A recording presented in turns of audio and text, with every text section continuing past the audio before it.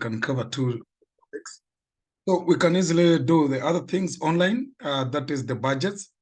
I think the budget is more, it's just a tool which we use to plan, and it all needs you just gather the information you have, and then you apply the principle behind the budget you're intending to use. So we can at least clear the budgets, and even if possible, we can do the quantitative techniques, because they are all more like a formula, and then picking the related data that could make the formula work, like regression, the high-low, we have interacted with it on different levels here and there.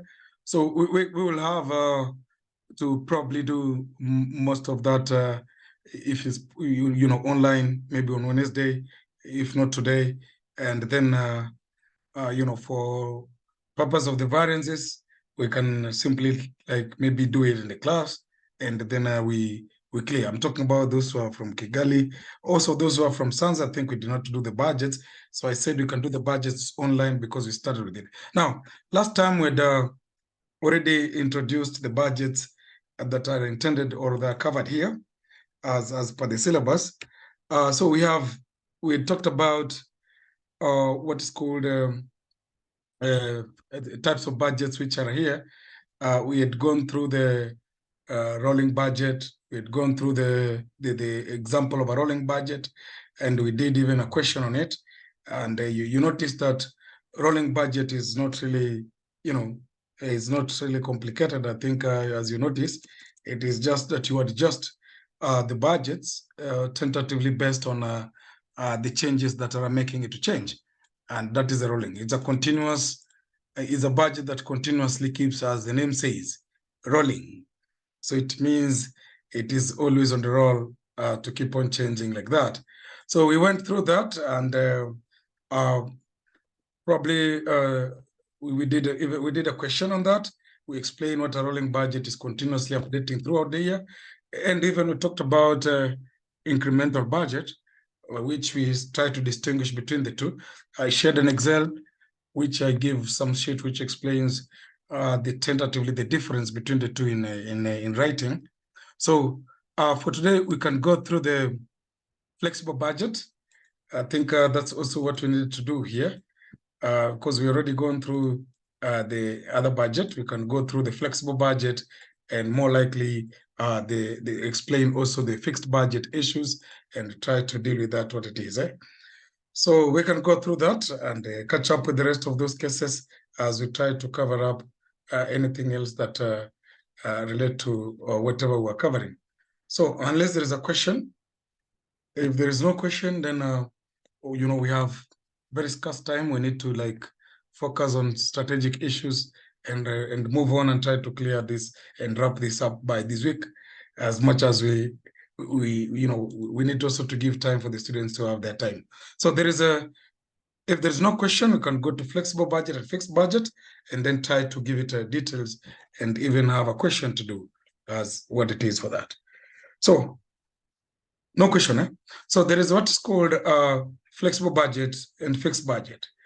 Flexible budget basically, as we could say, first of all, what is a fixed budget? A fixed budget is a budget that is that is fixed in nature. The names have a meaning to it. A fixed one, it doesn't really change. It remains the same. It has some advantages. You just wake up in the morning and you still use it. So it remains the same throughout, which has also limitations, because something remaining the same, it means life is always changing. So it could have also some limitation. For fixed budget, provides sense of stability and predictability, and the flexible budgets, as you may know, is usually adjusted on the fixed budget. So fixed budget is easier for any company, but the problem, something easier could also have some pitfalls. And one of the pitfalls is that it's being fixed could create a room for not adapting to the changes, and they may find you understated, or you have not factored in the changes, which you may under budget, or you may over budget, something like that. It doesn't have that. So a fixed budget is something like that. But what is a flexible budget? A flexible budget think I'll have that other issues. A flexible budget is a budget that changes, as I said last time, that changes with the level of activities. The level of activities are what you're doing. As you may notice that a flexible budget changes the level of activity, and the level of activity could involve most likely units, because the units are what you are in business to do, products, or if it's not products, then service, because commonly the level of activities we are doing in life is either you're providing a service or you are providing a products, you are doing products, which is to get what is the level of activity. Now, for flexible budget, it has to be done on the fixed budget. And that's why, as last time I'd already explained what a flexible budget is, I can easily go to probably a question which was set in March. Unless there is anybody who has a question on it, then you can ask me and we continue with that. So, no question? Okay. If you kind of check past paper, because I think we'd already introduced that, what you needed was to just do a question. So we can go through the past paper and check. Yes. Is there any link between flexing a budget and flexible budget? Flexing is the action. So of course the results is the flexible budget. Because when you look at those things, terminology-wise or English-wise, it means flexing, you are acting, but then the results is the flexible budget you are trying to do. Because unless there is another form of budget, but flexing is the action. Is the same thing as I have come and coming. So the flexible budget is the action. Flexing is the action you are doing. So of course, then the end result is the flexible budget you get from it.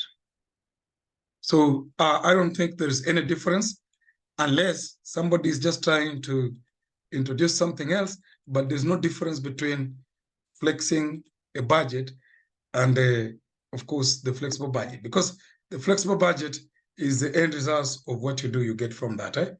Now, I already talked about flexible budget last time. I think last time I gave an overview of all the possible budgets that could be, I did an overview for that. So I'd wish to go to a question, just to know that I'm concerned with the time. So I'd wish to jump to the question so that I can at least do the flexible and ABB, and if possible, I do the quantitative analysis, quantitative techniques in budgeting, the high-low, the regression, and the stuff of those cases, including learning curve. So I need to go to the question. There is a question which is in March 2022. Now, this question, we already did part of it in class. I think we did this is the paragraph, except for the variance. For the variance, I think that one, is up for some for Mstans. I think we did that. We know, and for Mstans, I think they can practice that. I gave them as a issue they can deal with it. But we did this part here, the part of launching a certain pairs of shoes and stuff like that. Anyway, my intention is not to repeat that. It is to go through this area here. It is the recent question that has been set on flexible budget that I need us to cover and probably have a clear perspective of what a flexible budget could be. And it's a good question for us to practice through and get the basic of what it is from that. Rather than doing an example, let's jump onto the past paper and make it work for us as we try to deal with those issues of flexible budget. So this question, of course, as you read the case study, you notice this case study was conceptually divided into three concepts. They divided into, it had variance components in it, it had decision theory component in it, and it had the flexible budget, which was probably carrying the other marks of it. So if you check, there is required, always you have to always read the required for you to understand which concept you are in. Because I've always said you don't read a question like a story, you read a question in form of what is required, because required, it is trying to trigger a certain concept that you need to factor in and get your mind aligning to that concept. Like there is E. So if you check, there is A, which kind of relate to that.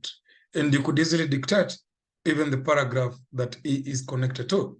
They have said, basing on the views of the board of directors, recalculate the budget operating profit for the month of January 2022 for Tamtamu Foods and Comment. So there is Tamtamu Foods, which we need to factor in and see. So strategically, I'd check probably some common subjects that required is referring to.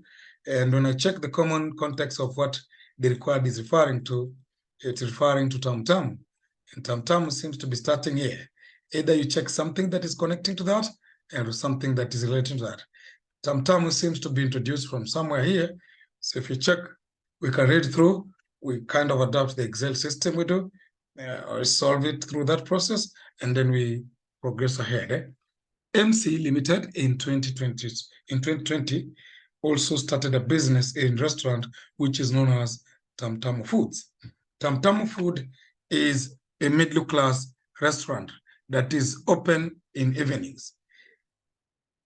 The restaurant has 8 staffs, who are each paid at wage rate of a franc of 960 per hour on the basis of actual on the basis of hours actually worked. The restaurant also has the restaurant has also a restaurant manager and head chef. And head chef, each of whom is paid monthly salary of 516,000. The following data relates to the operation for the month of January 2022. There is the budgeted, there is actual. So you see the number of meals, you see the number of meals. They have 1,200 and 1,560 for actual. There's revenue, which is revenue is split into the things that they offer. There's revenue from food and revenue from, of course, drinks. And then there is total revenue, which is summation of that. We have also variable cost. And the variable cost, we have wages as a starting. We have food, drinks, electricity. Total variable cost is equal to that. Contribution, as you may see, is equal to that. Fixed cost, which is managers and the chef salaries, is said to be those figures. And then there is rent and depreciation, which is those figures. This is the total fixed cost, which sums up to that across the issue there. So fixed cost is there. Then there's total operating profit, which is given there. So we have all that in relation to the data given. So if you scroll down, there is the assumptions that the budget is based on. The budget above is based on the following assumption. The restaurant is only opened 6 days a week, and there are 4 weeks in a month.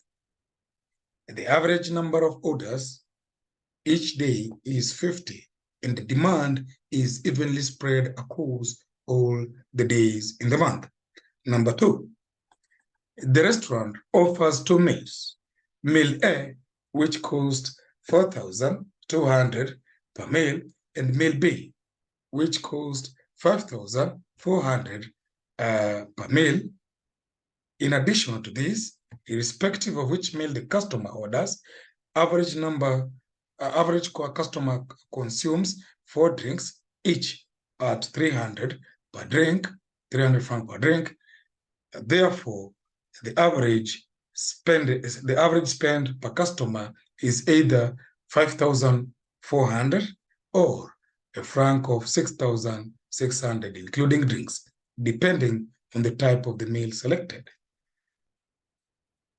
The budget is based on 50% of the customers ordering meal A and 50% of the customers ordering meal B. Number 4. Number 4 is something there. I don't know if they jumped to number 3. Maybe it is me who's not seeing number 3, but anyway, there's number 4. Food costs represent 12.5% of the revenue from our food sales. 5, drinks costs represent 20% of the revenue from drink sales. Number 6, when the number of orders per day do not exceed 50. Each member of the hourly paid staff is required to work exactly 6 hours per day. For increase of the 5 orders in the average number of the order, just a minute, order per day, each member of the staff has to work 30 minutes of the overtime for which they are paid at an increased rate of a franc of 1,440 per hour. 7. Electricity costs are deemed to be related to the number of hours worked by each of the hourly paid staff and are absorbed at the rate of a franc of 352.8 per hour worked by each of the 8 staffs. By 8, all costs for hourly paid staff are treated wholly as variable.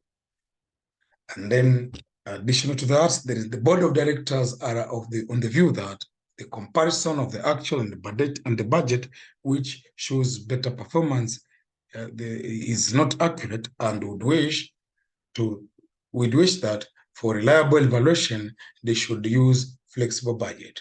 MC Limited CEO has approached you as an expert in strategic performance management to advise on various issues based on the information provided. So that's what is required, and required is that. So again, the question has all that. You need to do a flexible budget that will relate to this. You need to do a flexible budget that relate to that. Now, I've tried to, before we met, I tried to have this posted on my Excel, so we can go to the Excel and try to see how it can be done from that point of view. So it's here for this class here. You can use this Excel here and share it later. So as you may notice, this is what we have in this case, and we could easily use from that scenario. So we have all that, which is here. I think we can use it from that basis. So there is this additional information. Now, one thing about flexible budget, as we said, flexible budget is a budget that changes with the level of activity. So is an adjustment. Another way you could define based on many other issues you want to, but is an adjustment. Done on fixed budget commonly. So fixed budget must exist for flexible budget to be done. You can't flex what you don't have. Flexing basically means is something which is being done on something. So something here is the fixed budget. So flexible budget is as I said, a flexible budget, let me put it properly. A flexible budget is an adjustment done on a fixed budget. That's what I can say. A flexible budget. A flexible budget is an adjustment done on a fixed budget. That is what it is. So, but how is it done? It is the adjustment. The adjustment is based on the level of activity. The adjustment is based on the level of activity. The adjustment is based on the level of activity. Is based on the level of activity. So it depends again with what you're doing, level of activity. More commonly, it could be units.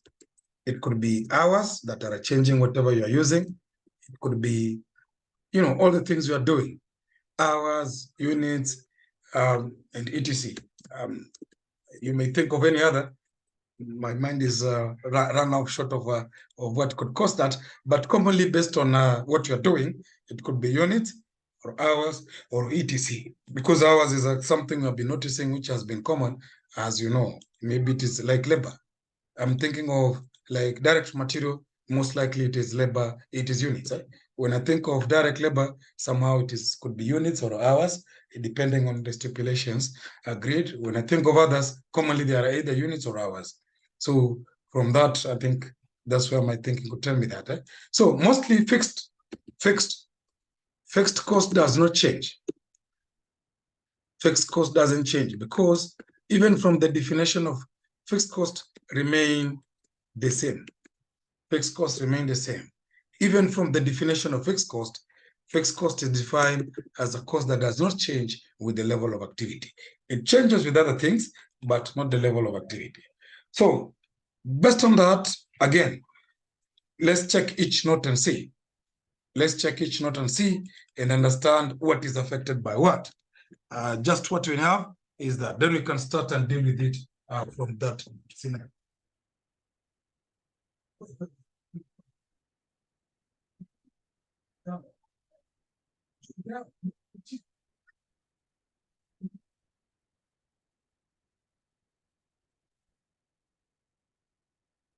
So we can continue with this. I think after that, let's work this out. So we have the fixed, which is here. I posted this. I think I posted correctly. I was checking if I posted everything correctly.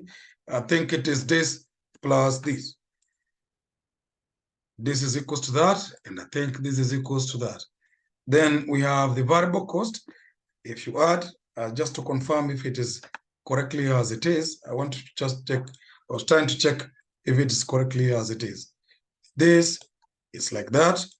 Then there is contribution. Contribution is equal to this and that. And of course, if you run that, it gives you that. So fixed cost, which is here, it is here. So the fixed cost, of course, is the summation of these two here plus this, which gives us that. And when you run that, I think it's the same that. So it means that, of course, the profit is this minus that. And that is what. Can you bold the totals? What? Can you bold the totals for clear visibility? So that's what it is. We have all that. I think that's what you get from that. And all right, I'll bold what has been calculated, which is this one here. All those that have been, where I put the double lines, bold them for if you need that. Anyway, the case is that, so we have all those, and we have the number of units, which are also there, which lead to some of the variable issues here. So we have all that. I think we have revenues, we have drinks, and then we have that. So that in this case, we have something which is relating to that. There is this and that. So one thing we need to adjust is we have already fixed. I need to do my flexible budget. So I'll have the flexible budget that I need to do. So this is I'll do just close to that so that I pick the figures there. So there is a flexible budget that I need to have, which will be there. So the flexible budget will be, of course, that is what I need to do. Now, we have the particulars, which is the categories. And then here we may need maybe some workings just to fix some things. So commonly, as I was saying, most times, as you may notice, a flexible budget would have a changing factor. So there is a changing factor. There's a changing factor. Changing factor. Now, the changing factor is, of course, what makes it to be flexing. Now, the changing factor is the level of activity. So therefore, in this context, we'll be taking what is the changing factor here and using it to do the flexing of whatever we are doing for that case. So we would want to do that and easily get to figure out how to deal with that. So we have the changing factor, which is, of course, as you may notice, the changing factor I've said is the level of activity. So since it's the level of activity, it's the one that I need to factor in and get what it is. So we'll have changing factor. Usually we take, as you may notice, we'll take the fixed budget issues. So we'll have something which is relating to that. So we'll have it as a factor of that and use that. So what is the formula of how to calculate what we call the flexible budget? The idea will be when you're dealing with flexible budget, there is, of course, a changing factor. So you take the fixed budget, especially that we say there's something which is changing it. So we need to know what is that changing factor. So you take the fixed budget, budgeted, we check the fixed budgeted cost, and we divide with, of course, the fixed budget. We want to get an average. What is the average of that element? So we'll take the level of activity, which, let me specify, we'll take the fixed level of activity that was, or a fixed budgeted level of activity. If it was units, we'll use that fixed budgeted level. I hope the word budget is correct. Budgeted level of activity. What was used to budget that thing? Activity. Fixed budgeted level of activity. I think I've typed correctly. I'll check the English letter for just that. Anyway, you multiply by, of course, that will give you the average, because if you divide, you are trying to get what is the average. And then when you get the average, because whatever you are using here is the total cost of whatever you have at that period. So you get what is the average, and that average, you extend it by multiplying with, of course, the actual level of activities. Actual level of activities. What happens in actual terms? That's the formula that you'd use to get how to exchange that. So you take the total, of course, what you have. The intention is to get the average. Once you get that, that's what you'll be using. Now, that's what we'll be applying here and relating to that. So that's commonly what we use for that case. Like if I go to revenue, so I could go easily to revenue. There's revenue from food. Revenue from food, as you may notice, there is the actual budget, which is here. So we don't need to type it again. It's not necessary. All you do, you pick the figures. They have not asked us to copy paste it or duplicate it or type it again. No, all we need is to take the figures that would correlate to what I've written here. And that is what we have to do for that case. So if you come, there's revenue at a budgeted, at the point of budget was this. Then divide by this. You get the average should have been that. That is what the average of what it should have been is equal to that. I have divided by the level of activity, which is meals that they were producing here. And then, of course, I extended to the actual. The actual was that. And that's what I'll be doing for that, right? So just to put in the figures, as I've said, we'll take 5,760. And of course, with that, and then that is the working I'll do. I divide this with the 12. And I get to multiply this with the, of course, the 1560. And I get what it is. So here, that is my flexible value that will be calculated here. So divide this with 12, I get what is the average. I now convert the average to what was actual, and I get that is my flexing figure for the component number 1, which is revenue from food. Component number 2 is drinks. Drinks is, of course, as you may check, the drinks, again, you take this, you divide by this, you get is equals to that. So drinks is equals to that on average. That is the drinks, what they consumed as per this right here of the level of activity. So again, after that, you multiply with these and you convert that and you have that. Why? Because from the point of activity, revenues changes with units, and units make sense as the flexing factor. So that's what we'll deal with. Yes. Does it mean that everyone who takes food must also take a drink? What? Everyone. As somebody asking me something? Yes, I'm asking. Yes. What is it? I want to know whether everyone, is it a compulsory that everyone who takes food must also take a drink?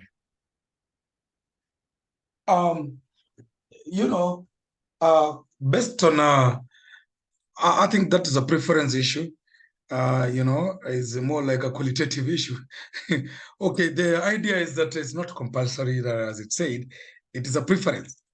Even if you check here, it is a preference. They just categorize what they will sell in the drinks, and what it is. It's not like it is a must there. And I don't think there is anywhere where it is mentioned it is a must. So basically it means it is not really a must from that. It's not a must. If it is But not a must, again, I don't think it affects even what you are doing, because for us, all we need is what is changing, and we have already the values there. Yeah. okay, I thought we can get another level of Because activities they on said, drinks although we they can said use. it is a budget. Remember, a budget is an estimate. So they estimated that people will be taking the average customer orders 4 drinks. So 4 drinks, it means they multiplied 300, but you don't need to go even to that. All you need is to flex it, because they have already done the budget for you. All you need is understand the assumptions and probably factor in that. Like here, they said each customer will consume that. So I'm thinking because it's 4 drinks, that's why the average is equal to that.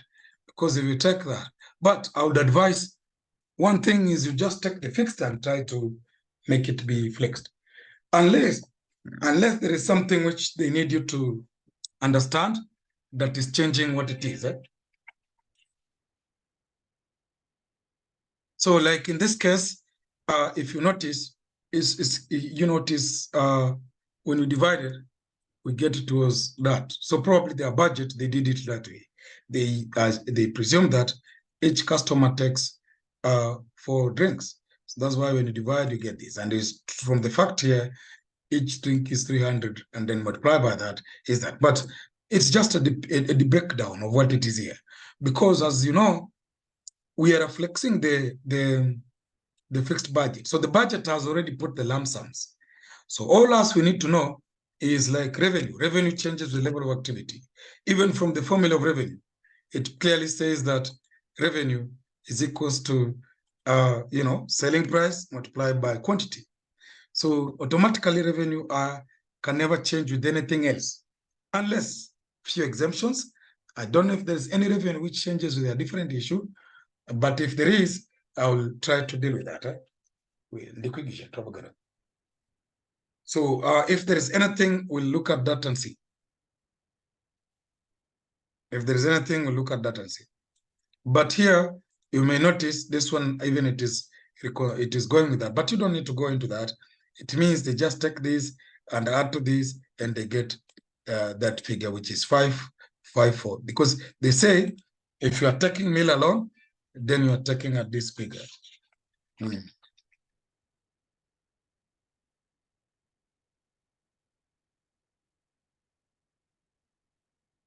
So any question? Okay, if there's no question, so that's what you do. We'll take this 1,440,000 in thousands, and then we're going to divide this by the meals so that we get what is average, and then we get a franc per that, and then we convert to the new or to the actual factors. And that's what we get this figure here. So if you check again, we'll do that way and use it to get what we need from this. So we'll use that as a way of calculating that figure that we need to compute from that. So we'll pick those and compute it like that, which I already said is equals to now 1,200 multiplied by that for 15 that. Or alternatively, you could pick from this, it is here. So you divide by this and get what is the average, you multiply by that. So if you do that, you get the total of what this is. So this is equal to that, and that is the flexed revenue. So this is the total revenue. I think it's already written here. I could just ship it from here. So that's the total revenue, and that is what we have. We can put a double line on that, and somebody said you can put in bold, and that is the total. So anyway, that's it. We go to the next. So to get that, you move ahead. If you finish that, we can move to variable cost, which is there's wages, there is food, and there is drinks, and there is electricity. Now, wages, you have to be very careful about wages. Wages is not changing using units. Wages is changing using hours, and it is clearly said even here. Wages is changing using hours here. But they said for the chef and this here, the chef and this ones here. This ones you don't need to change because you are preparing a statement. This one don't need change. I would easily even post them if I was in exam. Those ones I post them without even hesitating anything at all. Fixed cost don't change with the level of activity. We have been through that. We have discussed that fixed cost is planned for. So here, this will be easily posted that way. No change on it, right? And we're done with that.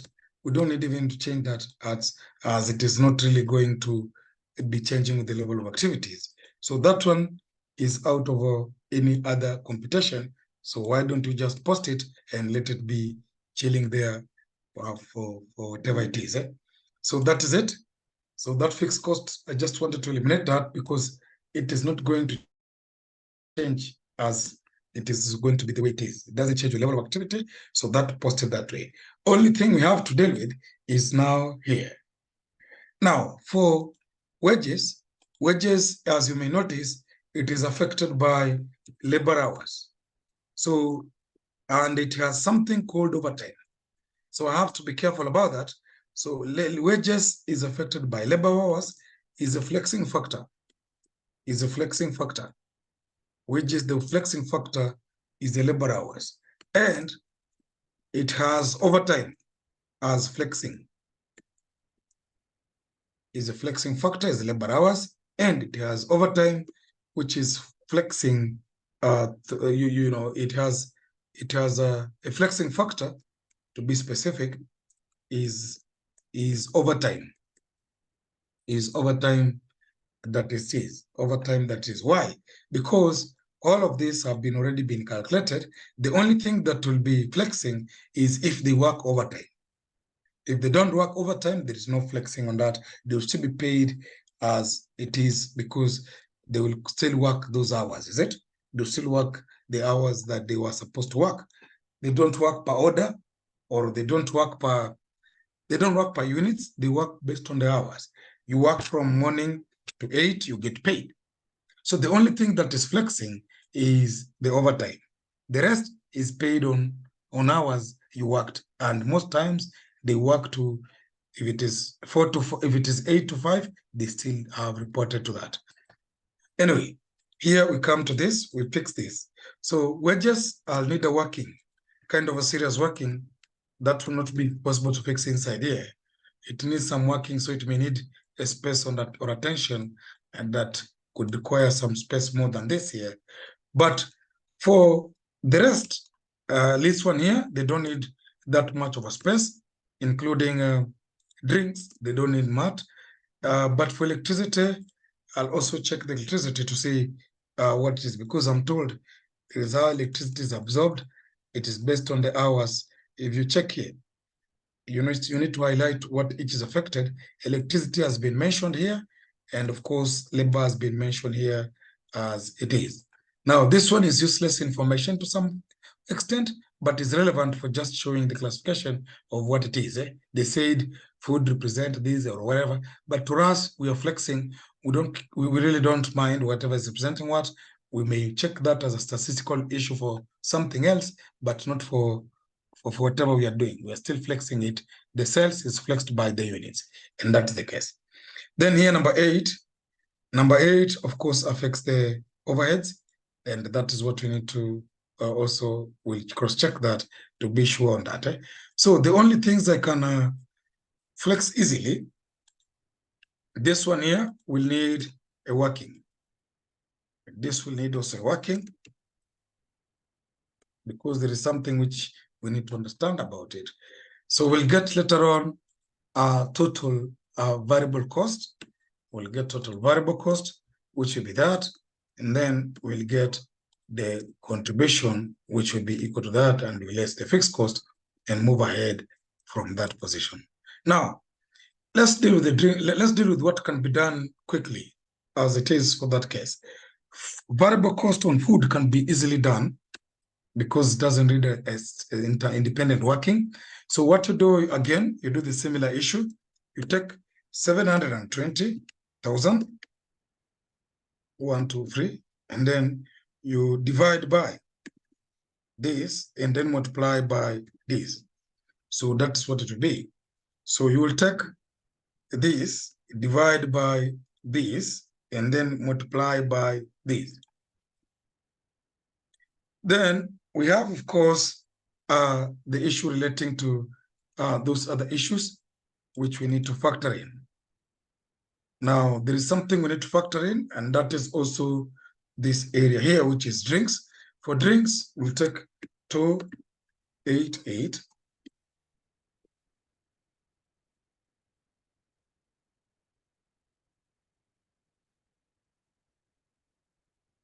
Which is multiplied by 1560, and you have that. So this here will be this divided by this figure here, multiplied by the actual, which you get that. Now, we are finished already with that. So later on, we'll add this and get our totals for this area here. So let's focus on now wages. Let's understand the concept of wages that it is. Now, from additional information, you notice that wages is mentioned as an overtime issue here, and you need to factor that properly and get what it is. So wages, there is what they are paid as fixed.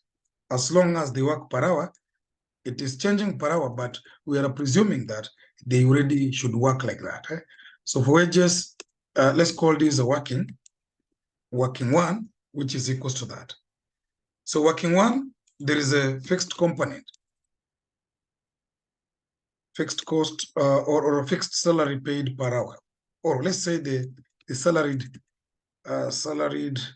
if I call it fixed, there is salaried wages per standard hours, per standard working hours, which you presume they did work, so it is paid per hour.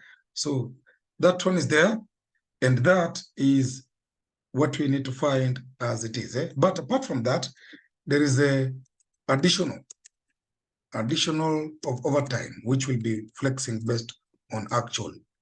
So additional, that could only be if they exceed. Additional is conditional if they exceed a certain number of orders. If they exceed orders, let me put orders, so we'll come to that. If they exceed orders, they will get addition for that. But the budget cannot, that is only based if they do actual, because you cannot put overtime here. Overtime is only where it's an actual factor. Nobody, in this case, the overtime, we'll have to find out, was it really? Because they have said here, the number of orders per day does not exceed, when the number of orders per day does not exceed 50, each member of hourly paid staff required to work exactly 6 hours per day. For every increase of 5 orders in average number of orders per day, each member of staff has to work 30 minutes overtime, for which they are paid at an increased rate of 1,440 per hour. So the idea is that let's find out if there was any overtime. So what is the average? What it means, we need to know the average number of orders. Average number of orders. Average number of orders. Not only orders, but orders made in a day, on daily basis. On daily basis, because overtime is stipulated on daily basis or within the work structure. So you'll take, let's find out on the actual values. So we're going to take, to do that, we're going to take the actual data, and that is what we'll have to use. So we need to calculate that, and I think that's what I need to do to get that. So, strategically, the only thing that was requiring some attention or more than the time that is more time compared to others was that. So we'll take in total number of orders, total number of meals, let's say meals, divide by, of course, number of days in a month to get per daily, number of days in a month as projected, number of days in a month. That's what you do. So that is, to do that, let's deal with the fixed first.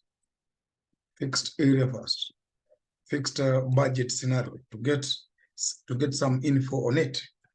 And then we can easily relate to that. I think I should introduce here maybe a line. I'll talk that later, but that's what it is. I think this, I can drag it back here, not to bring some confusion later on. But so that's what it is. So here I'm dealing with the fixed budget element.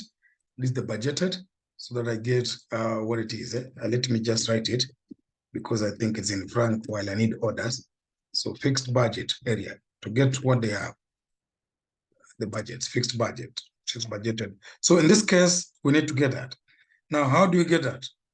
We'll take, as we need to deal with that, we're going to take the number of orders on fixed, which were that, divide. So this is a number of meals, sorry, number of meals. So the number of meals is given there is 1,200.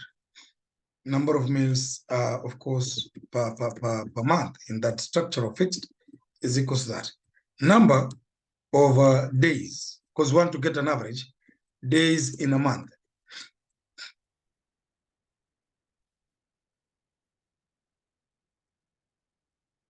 Number of days in a month, they work, number of days in a month, we can get it here. They work 6 days, no, 6 days a week. So you have, if you want to get number of days, they work 6 days, 6 days in a week. And they said a week has 4 months. It is said here as an assumption here. Is it here? And somewhere they said a week has 4 weeks, sorry, not 4 months. Here, it is said here. Here. So a week has a month has 4 weeks. So 4 weeks.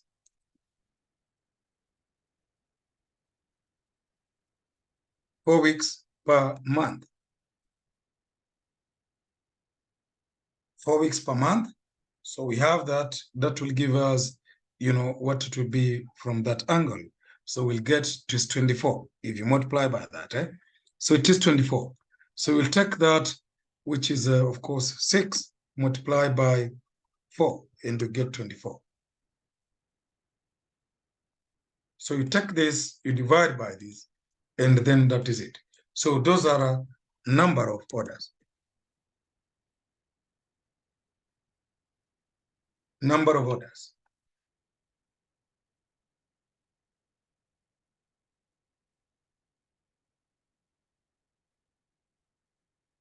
Number of orders will be that. So it is, of course, we have taken 1,200 and divided by 24 days, which is equal to that. So let's check now the actual section. Did it encounter what was, now remember, this has been planned based on where there is no, if we check properly, this has been planned where we don't have this one here. There is no work, there is no overtime. Overtime is subject to the actual factors. Because if you check, it has not been planned on that basis. Because they said they'll be paid 900 and what? 960 per hour. That is 960 per hour. And if when you check that, it means the figure that they have in the fixed budget is calculated on that. Because the figure they have is 960 they get per hour. But how many hours they work? They work again 6 hours. And as you get that, they work for 4 weeks. And then they work also for of course, another, because they work for 7 days, sorry. 7 days in a week, that is 6 hours, 7 days in a week, multiplied by 4. You will get, that will give you how many hours they work. You work for 7 days, you work for because they say it is open. I think they say it is open for 7 days. Is it? Is it 7 or 6? Let me check. 6 days. 6 It's days. open for 6 days. Oh, 6 days. You're correct. So it is 6 days. So it is 6 multiplied by 6. Not that we mean we will multiply here by 6 for that case. So presumably this should be this multiplied by this. That's the number of hours they work, which should be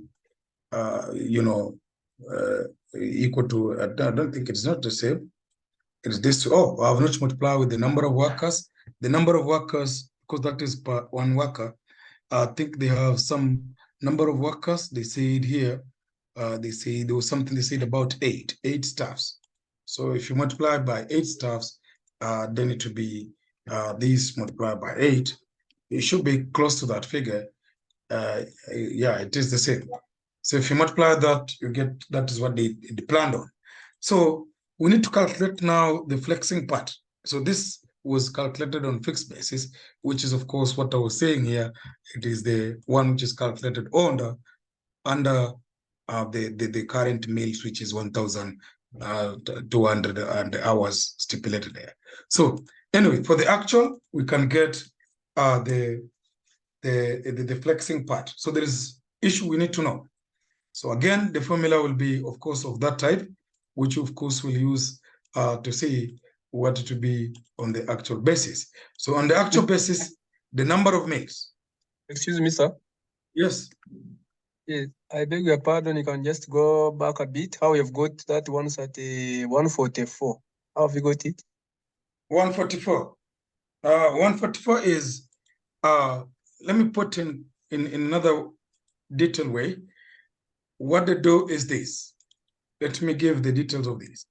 They have 6 hours. 6 hours is per week. Multiplied by 6 days. 6 days is also per week. So the intention here of multiplying, of course, is to get a total of hours. I think 6 hours is per week, per day. Oh, 6 hours is per day. You're correct about that. So 6 hours per day. So days and days will cancel out. You get, they work 36 hours in a week.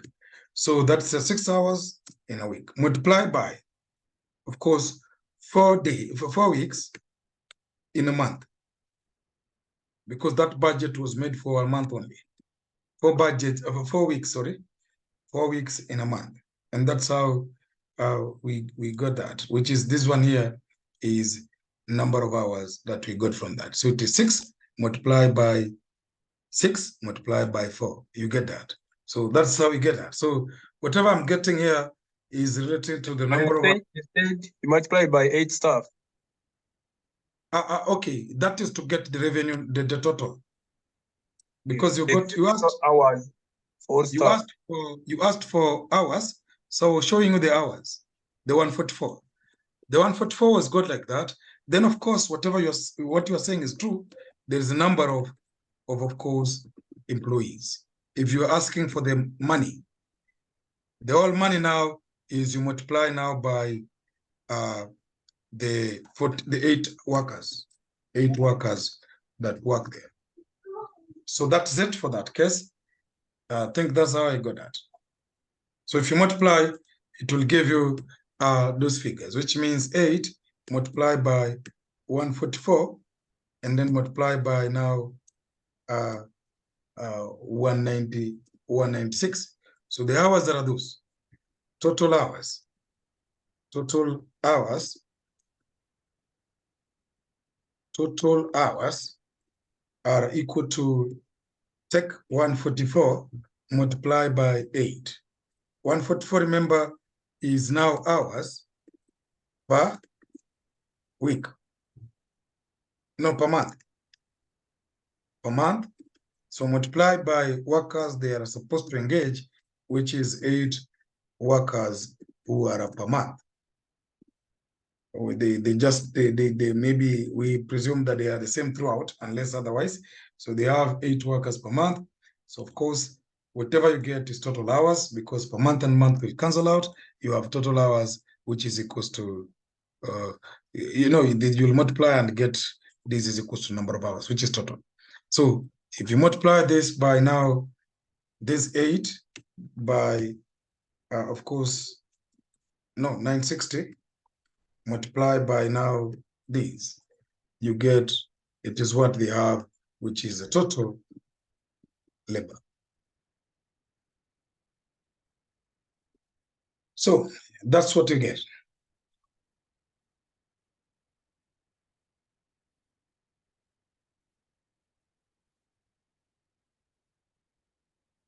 Any question?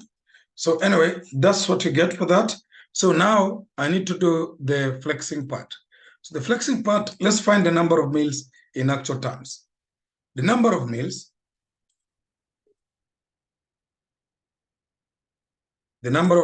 is that divide by, of course, 24 hours. Let's first of all post the number of meals, which is, of course, 1560. Now, of course, the rest will remain the same. This one here, so which is 24, and that is it. So take this, divide by, you get that. So it means there is excess. So this is the total number of meals ordered in a month, but then there is excess. So compared with what was budgeted without, this was a budget, this was a number of orders, without overtime. So it means this one here is total number of orders with overtime. So number of orders with overtime factored in. Why do I say there is overtime? Because they have excess. So this is the number of orders, or actual number of orders is excess. Actual number of orders that was made. Let me call it actual number of orders. So there's a difference, and that difference is the excess that lead to overtime. So excess number of orders. Excess number of orders is the difference between this here, and then minus what I'll put here, and that is to put here the 50, which is that. So there is excess number of orders which were made on daily basis, because this is a daily issue here, on daily basis. This is on daily. So that will be the case. I think if you get that, then you notice that that is what we have from that case here. So that is the number of orders without overtime, which I've also said it's also of course, everything there is daily. So we subtract, we get the excess. So they have, in short, they have excess orders. They have excess orders, and we need to calculate and see what it is. So there is excess orders. Now, if there is excess orders, let's understand the stipulated arrangement of payment. They have said, again, when the number of orders paid does not exceed 50, each member of hourly paid staff requires to work exactly 6 hours per day. For every increase of 5 orders in average of the number of orders per day, each member of staff has to work 30 minutes of overtime, from which they are paid an increase rate of a franc of that amount of figure. So if they pay them that way, then you can easily know what will be the figure that they need to factor in. So they said again here, if you check, that for every increase of 5 orders in average, so average, of course, it means we could take this is, of course, excess orders per day. So we'll take that, because they're using average, we divide by 5. So the frequency of payment will be occurring 3 times. So here it is, what is the frequency? What is the frequency of how many times the overtime appeared in terms of the stipulated? So frequency of the number of excess orders, based on 5 orders per day, because they say if the 5 orders per day, then they have that. So if you check into that, that will give us the frequency. And I think if you do that, you'll be able to get what it is. So there's a frequency, will be that. Frequency will be that. So if that is the frequency, I think I used to do that. So the frequency is equal to that. So if that is the frequency, it's what they be paid. Excuse me, can you repeat a bit on frequency? I didn't get it properly. There is a scenario here for every increase. For every increase, it is here. Note 6. If you have a past paper, you could check note 6. Note 6 has 2 sentences. The second sentence says that for every increase of 5 orders in the average number of orders per day, comma, each member of staff has to work 30 minutes of overtime, for which they are paid at an increased rate of 1,440. You get that? Yes, okay. So then that's what we're trying to get here. So what is that? What is the possibility that they got excess order above 5? How many times they get excess orders above 5, or in frequency of 5 packages? They get that to have occurred 3 times. So that's what I'm saying is the frequency of the number of excess orders that were made that qualified for them to be claiming this 1,400. And it's 3 times, because they said the overtime for every increase. If it means if it is below 5, you may not be paid for that. If that is the case. But if it exceeds 5, then you'll be paid. So how many times did 5 occur in that payment to be realized? 3 times. Of course, based on the 30 minutes. So it's 3 times, which is this, divide by, you take 15, you divide by 5, and you get, oh, it's putting a debt. So you get, let me put like this, 15, you divide by 5, and you get, it gives you that figure there, which is that it is. So the frequency is 3 times. So we have enough data to calculate that figure that we need to add here. Remember, this one is already exceeded. So the flexing is the additional, which is if it is conditional, it is if they exceed that possible number that makes them qualify for that. So we'll deal with that and see what it is.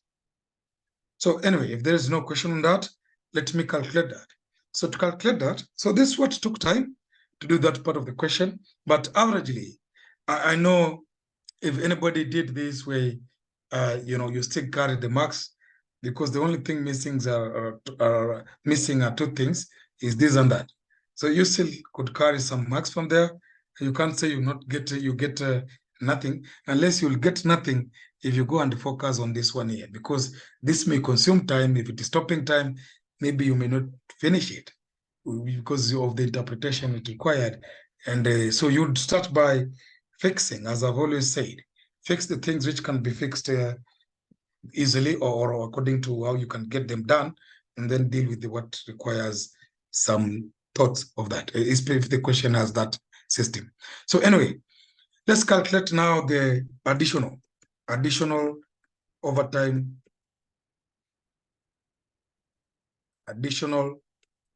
overtime charges that came through. So let's find what are the components that will make this be calculated as such. Number 1, we have to know that there is a rate. So there is a wage rate. There's a wage rate of overtime. So the wage rate, as you may check, it is 1440. That's the wage rate. Check the, of course, overtime hours. Let's find the overtime hours. What are those overtime hours that they may have worked? So we need also to factor that. Apart from that, of course, the number of employees. I'm picking the variables that will make the total be what it is. The number of employees, we presume that all employees qualified, unless otherwise told, then we don't take it as such. So we need to get the overtimes. the overtime, we have the number of employees. Number of employees are 8. Overtime hours, we need to know how to calculate that. Now, based on overtime hours, as you may notice, we have noticed that the overtime hours that I have said here, it's going to be 30 minutes of overtime. So that's what you need to know from that. Again, we have to use also the frequency that exceeded that issue there. So we'll use those to calculate it. The frequency is 3. We'll factor in that. The frequency is 3. So based on what we have, they say that could be working 30 minutes, which is 0.5. If you put in hours for that case, then you'll get it is equals to that, 30 minutes. Because over time they say it's 30 minutes they will do work, and that's what they told us there, which qualifies also to this. So we have to get that and use it to calculate what will be the related figures that we have to do with that. Now, this will give us what will be, of course, per day. So we need to factor in other issues also. We need to factor in, of course, 30 minutes. Remember, 30 minutes is per day. If you check, if you work overtime, that's per day. So we need to factor in the weekly factor. So we need to get, because we are doing per month, so we need to factor in days worked in a week. Days worked in a week, because we are doing per month. So you don't need to stop there. Then weeks in a month. Weeks to make it to get to the point where it is. So days in a week, they said it is 6 days. The 4 weeks are equal to a month. That's what it is for that. So you get that. So those are the factors which I'm going to use, and then get this, and then get this, and then get this, and then get that, and you get, it gives you what it will be. So this will be the total. So this is the total. This will be the total, of course, on a month, or total in a monthly kind of an issue, on monthly basis. So unless there's a question, so these components will make this here, which will be the total, and I can put some double lines on it. And somebody told me to do bold, and that's what I get. So I hope you got me. This is what you have. All of them are here in the question. As you may check, the question has this, which is this one here, the rate. If you check again, you notice there is a number of employees, which are 8 there. There's a frequency was occurring 3 days in a week are 6 days. Probably they close on Sundays, and then they have 4, which is related to that. So this is supposed to be added to this. So generally, this I can bring it here because of space issue up there. So I can bring this figure here, and then I add that, and I get that to be my total that will be charged from that factor which we've used for that. Unless there's a question there, you can easily ask there. So this will be the total that I'll have. So the overall total that will be charged, overall total on labor basis, overall total will be that. Let me put in a big scenario. So that's the case. So unless you have a question, that's what will be done to get that. It required some time for that case. The rest, as I said, were not that much of a big deal. They just needed something to flex it. So that will be the figure there. Labor was flexing with the number of hours. So if you do that, you get what it is. Then if there's no question, we can go to electricity. So we don't have a question. Let's go to the electricity then. So for the electricity, there is an issue about electricity, why I left it. It is mentioned here. Anything that is either mentioned, it is either something you need to factor in, or more likely there is something that you need to, of course, explaining in details what is above there. So there is electricity. Electricity are deemed to be related to the number of hours worked by each of the hourly paid staff and are absorbed at an hourly rate, of a franc of 352.8 per hour by each of the 8 staff. So again, if you check electricity, it is absorbed on our basis. So we need the hours, and the number or how engaged workers are is how it is stipulated into what they will charge, which is that we have there. So the question is, now, how do we deal with this? That part here. So we need to get how many hours did they work? Now, by coincidence or by what we are doing, we already worked the hours per month. So what we need here, we already have this. So we could easily get. So I need to do a working.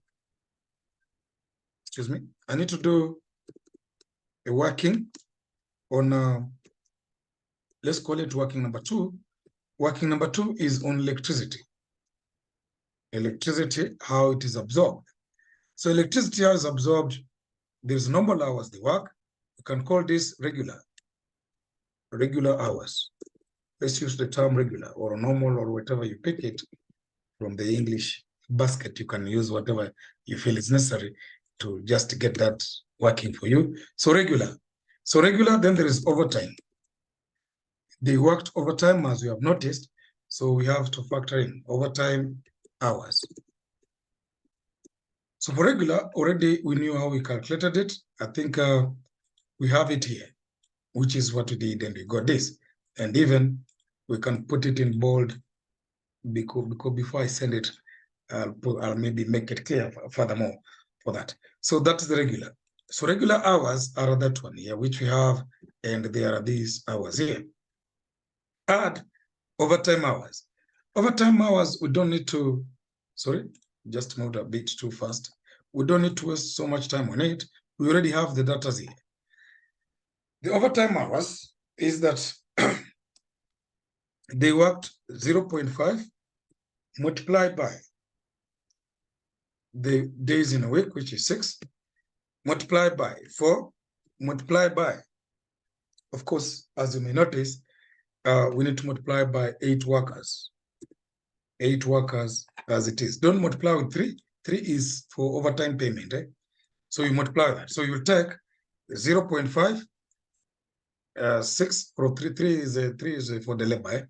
Multiply by 4, multiply by 8. So if you multiply by 8, you get, this gives you, let me see, I've multiplied with everything. So I multiplied by 0.5. 0.5 is what they worked in relation to that. And of course, if you check the number of employees who are, there is 6, and then multiply by 4. And then, of course, we have all that, which is related to this.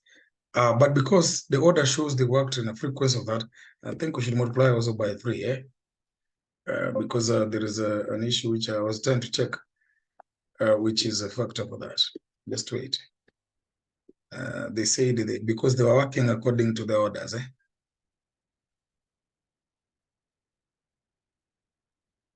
Somebody's asking me why I've multiplied with the electricity hours based on the number of the employees. But it is said here, it is absorbed. If you check properly, they have said it is absorbed. Check that additional, but let me take you there. This is what they have said. Maybe just to make sure you get the point, here is what they have said. They have said clearly, electricity, if you read here, electricity are deemed to be related. Electricity are deemed to be related. Electricity are deemed to be related with, of course, to the total number. And total, it means, of course, it is total involves number of workers. The word total there even makes it sense for us, is it? There's a word total, which is, of course, factored in. Total numbers of hours worked by each. So total, you would see even the word is total. But again, all of them are busy. So they create different, they cost electricity to move based on how they are busy. Logically, it also means that. So if you are busy, maybe they are using computers and what, or something which causes electricity to be moving. And that thing is what we need to factor in. So I multiplied with 8, or the number of workers, just to make sure it is in total of what was relating to that. If you check again, hourly paid and are absorbed at this rate. So basically it means in this context, I need to find how many workers are there to multiply to get what will be the total from that scenario. And when I deal with that, I get exactly, it gives me what I thought or what I think is what they're thinking there. So I multiplied with that because of it. Okay, I was kind of, let me understand where the trick come from. They said that's paid on the overtime. So we may remove it. We may remove it. It's not necessary to multiply with 3. 3 was not necessary because if you check, we don't need to multiply with 3.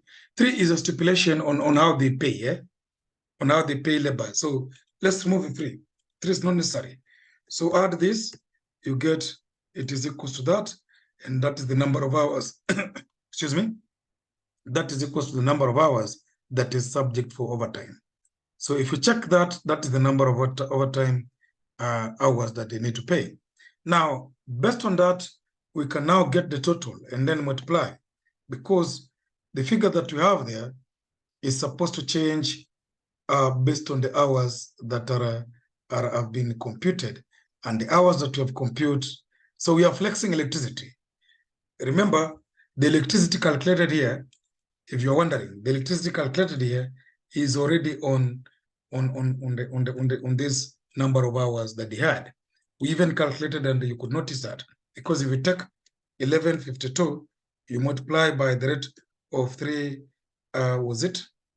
I forgot the figure, 352. 352.8, it will give you averagely this. So it means, there was a round off maybe issue, but it should be giving you averagely that. It's closer to that, you'd see 406. It means it's a figure which is rounded off with maybe some slight errors of some small money, which is insignificantly not affecting whatever we are doing there. So we'll have it as such. Yes? On overtime, isn't they say they are paid, they work for 30 minutes per day? 30 minutes per day, then for 60 days. On? If you go back to the question, that overtime, they work for 30 minutes, which is 0.5 hours per day, per frequency.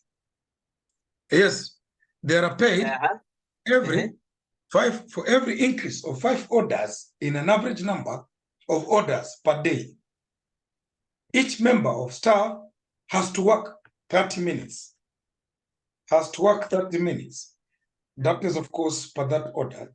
Has to work 30 minutes overtime, for which they are paid at an increase rate of that amount. So it means that an order that which is equivalent to 5 orders is supposed to work 30 minutes, represents 30 minutes. If I put it that way, 30 minutes is equals to 5 orders, is equals to what they are claiming to be 5 orders based on what they are telling us. 5 orders per day. But when you check how many orders were done, they did 15 orders. We calculated that they did 15 orders per day. So therefore, you may notice if they did 15 orders per day, then how many minutes did they work? That's why we are multiplying with 3 to make it 90, because it means they work 90 minutes. Mathematically, that would be correct, because that would be multiplied by 3. So they worked 90 minutes. 90 minutes to qualify for the stipulation of that. 90 minutes from the hour basis of stipulation. Not that exactly they work 90 minutes, but it is that the 30 minutes are supposed to be, if you make 5 orders, they pay you what is equivalent to 30 minutes. That is the idea. So the orders are first, what matters first, and then 30 minutes is what they charge on it. So how many orders do they make? 15. So 15 orders, it results to how many minutes that they'll be paid? 90 minutes. instead of doing 90 minutes, we multiply by 3. That's the 3 where it comes in. So we have that which will be related to that. Anyway, from here. Yes. On electricity, we didn't multiply by 3.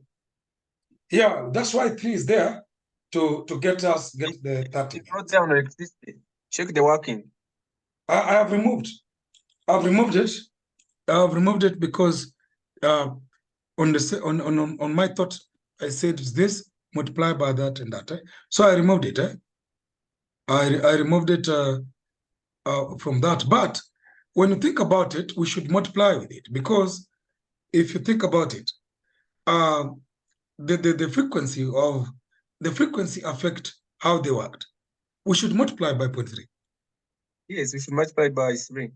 Yes, because point 30 represents only what was for 5 orders, but they worked 15 orders. So we should multiply by 3 to factor in. So we should multiply by 3. It qualifies because when you check, they were paid for that, meaning they also worked for that. So multiply by 3 makes sense. Multiply by 3 makes sense after interpreting that idea. So we'll have it that way. So if you multiply by 3, then you can get what is the cost. So the cost is, of course, as you may notice, we'll multiply by, of course, the rate. The rate is 352.8. Is it? So that is the rate. So you take this figure, multiply by this, you get what it will be, and that's what we charge. So this is the total electricity charges. Total electricity.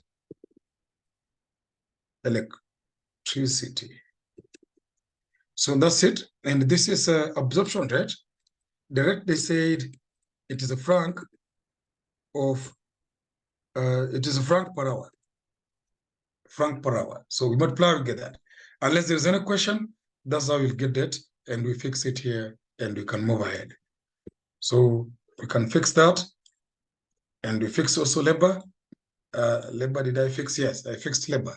So this will give you total variable cost, and of course, by doing this, minus that, you have also your variable cost, and then your contribution, sorry. So you get your profit, which will of course be what you have here minus what we get here, and you have some figure like that. So we'll have it as such. Hopefully I've added correctly. Let me see. Oh, I did not include this. So it should be that way. And let me put this in lines and in total in the bold, and then this also in bold, because it's a computed figure and it is resulting of the movement from up. So we have finished that question, unless there is anybody. That was the question which was set on flexible budget. This will come from working number 2, which is this one here. And this we can call working number 1, which we can make a reference to that, which is the one that is down here. So if there's no question, that is a flexible budget. So you get, this is what we may call, as it is called here, total operating profit for that period. And we can put some line for that, and you have our figures. Any question before we go to the ABB budget? Yes, you can go back now. If you go to that cost for electricity, go back on the work. Okay, it's here.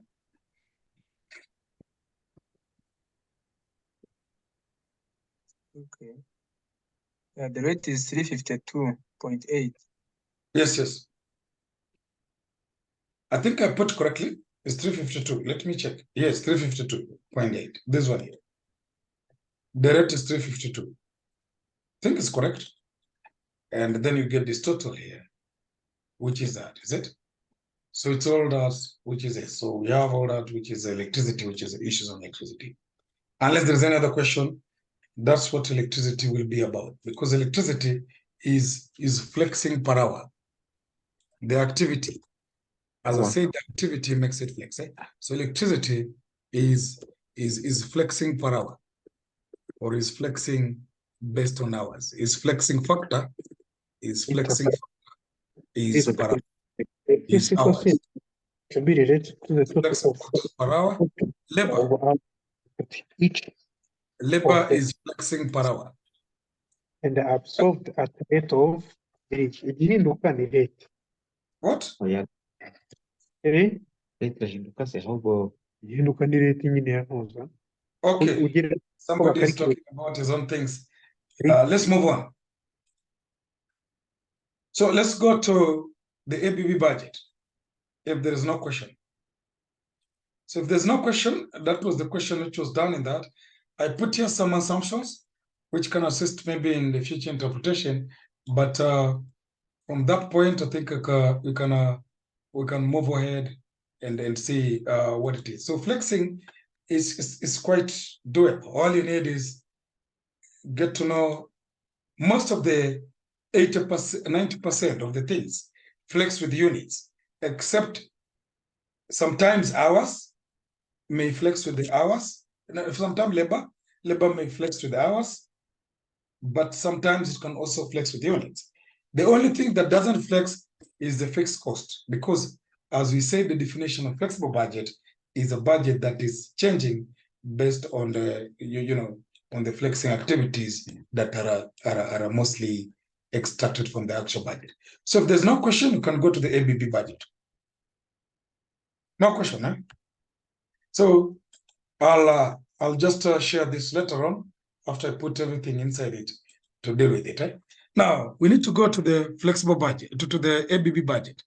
Now ABB budget, all of you, or most of you have attended a class called the ABC.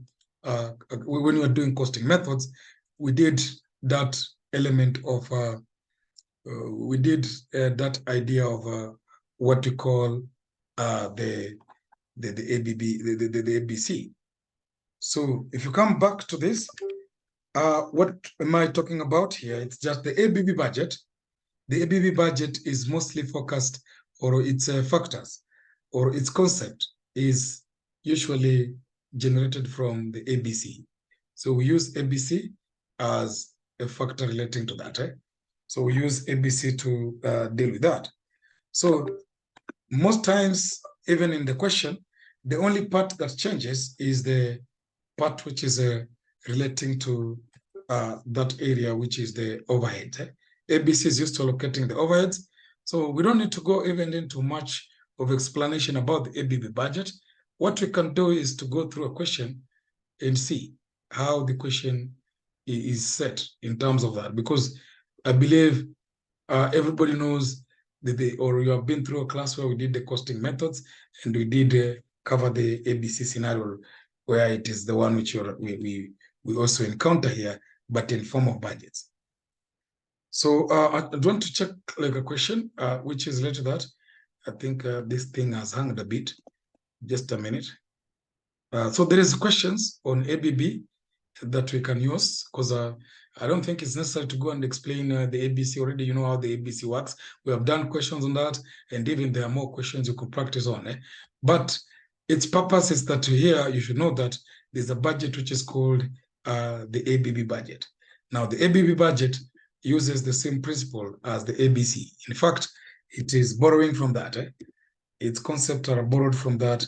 So it usually focuses on that. I don't know where my slide is for that, but I think I'll check that. I think I used the wrong slide, or I deleted some issues. Anyway, let me check in the paper where there is the ABB question. Already we explained how it works. It is just a matter of using the ABC to factor in. Eh? Now, there are questions which have been set on the ABB budget. Now, there's a good one which has like 25 marks. Others are maybe they have like 12 marks. I saw one which has most of the marks, which is a kind of good marks. So I'll jump on the one which is more aggressively or more detailed, just to make sure that some people get, to also understand, because there's some other parts of budgets which this one is about school fees and blah, blah. I want to do the one which carries 25 marks because I saw it has something which can also remind people about budgets, if you had forgotten, because it has it has production budget in it, it has sales budget in it, it has other budgets involved in it before you use the ABB. Eh? So the question I saw, which has some good things which I could use, this was 12 marks, I leave that one. I think the one which I saw was in December. Is a good question. It carries everything. By the time you finish that, you will have understood, including other budgets. It has other budgets inside it. So it's not only ABB we are solving. So we could use that as a basis of understanding that, and then we move ahead. I think it was in December 2015. It carried 25 marks. I would wish to use that one. If it is not wrong for me to use that, I think I could use that as a basis of making sure it gives, because it's not only these budgets we cover, there are other small budgets. Just a minute. Let me use this other thing. I think it's not coming through. I could use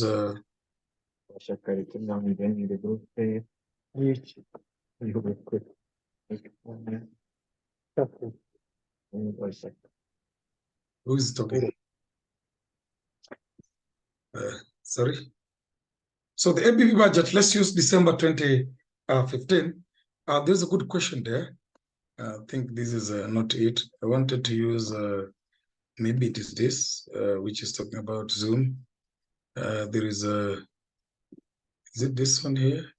There's a sort question in 2015, because I don't see where I saved it, but I can check in the past papers down here. Let me download one. So we can check that, and then we move ahead and see. There was a question which was set in 2015. It carried some good marks. 25 marks can make can give you know, all things that anybody would be questioning against anything else. So let's use this. So I've downloaded it just quickly from that. This is the question. It carried some good marks. It had other budgets inside it. It is this one here.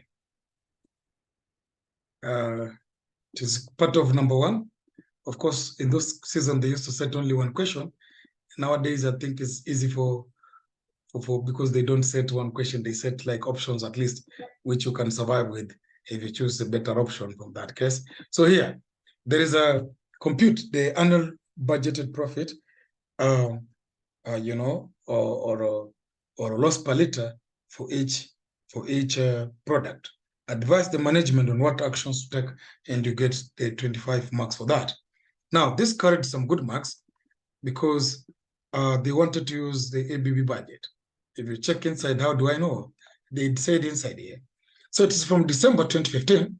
KDL was incorporated in, we can read it, in 2005 to specific product, yogurt and pasteurized milk. KDL's proposed date is 31st of December. Since its incorporation, the board of directors has never been satisfied with KDL cost and management accounting system. The current budgeted system does not show expected profits from each product. It was resolved that the management accountant would be recruited. However, KDL budgeted profit policy requires a new year's budget to be approved by 15th of December of current year. The board requested the CO to contract a competent professional to prepare the budget for the year ended 31st December 2016. So we have all that. So the CEO contacted the MMA in writing on 1st of October 2015 to prepare KDL's budget for 2016. CPM Bati accepted the offer and responded in writing to KDL on 5th of October 2015. KDL also provided the following information. Annually, KDL produces 250 liters at a franc of 700 per liter, and 100,000 liters of pasteurized milk at a franc of 425 per liter. KDL expects to have unsold products as 31st of December 2015 and 2016 as follows. In 2015, they expect to have unsold products of 10,500 of yogurt, and then 9,500 of yogurt at the closing. So one is opening and closing, and then pasteurized is 5,000, and at the opening, closing is 6,000. KDL materials purchasing policies based on the GIT policy to avoid its limited resources being locked up in inventory. Raw material are the primary the raw milk are the primary raw material is bought directly from farmers at 250 per liter, and packaging material at a cost of 62.5 per liter of franc. Unsold products at the end of the year are valued at unit cost of a product, meaning you have to calculate a unit and then you get the cost of it. Cost of production per liter is expected to be 500 for yogurt and the 340 franc for pasteurized milk as at 31st of December 2015. KDL uses sugar worthy of 35.75, flavor worthy of 25.6, starter culture worthy of 32.5 to produce a liter of yogurt. Direct labor cost of a franc of 5,000 per machine hour. KDL uses 6 hours to produce 1,000 liters of yogurt and 4 hours to produce 1,000 liters of pasteurized milk. KDL expects production overheads to be a franc of 200.5 million, administrative overhead to be 15.65 million, selling and distribution overheads to be 17.375 million. And then the distribution division expects to make 15 trips for the yogurt, 5 trips for the pasteurized milk per month, and KDL uses activity-based costing to allocate the overheads to products as follows. So there is overhead, there's activity cost drivers, which is production, they use machine hours, administrative, they use production volume, selling and distribution, they use the number of trips, which is related to that. So you notice that is the ABB because they are using ABC, and ABC is what makes ABB be called ABB from that scenario. So we can go through and see how it is and maybe know how the ABB can work. But as I said, it is when you're dealing with ABB, it's just like a reminder of, or it is making you remember that we have ABC, which is because it's the one which is used there actively. So we can go to the Excel and use it as it is. Hello. So let's Hello. try to go through that and check it out. Hello. Yes. How did you know that it is ABB that we are going to use? Because as I said, even as from the definition, we defined this last time, and I said again that even the name itself, first of all, the name is called what? Activity-based budget. So the three quarters of that name, or actually 2/3 of that name, is derived from activity-based, meaning its concept is derived from that concept, and even from the definition. You would easily be told that if you look at the definition of what ABB budget is a budget that uses the concept of ABC. So, and how did I know? They mentioned in the question. When I was reading the question, they have clearly said that the system they are using is ABB budget, is ABC. That is automatically told you that this budget you're preparing is an ABC budget, that it is an ABB budget. In fact, I don't think there's a problem if somebody called it an ABC budget, because it is a budget extracted from the ABC. So, you know, if you call it ABC budget, unless somebody can try to argue about that, but generally, even the name, I think they should call it just the ABC budget, because it is what makes it be what it is. So they have mentioned that. And if you check the question, I think if you're still on the question, if you check the question here, they have clearly said that based on the information given here, they mentioned they are using the ABC. It is said here. So that means it is the budget you're preparing is an ABB budget. The budget we're preparing is an ABB budget here. So we are using ABB to prepare the final detail. the things are absorbed based on that. Although here they have said they don't need to mention here because they have already mentioned the concept to be used.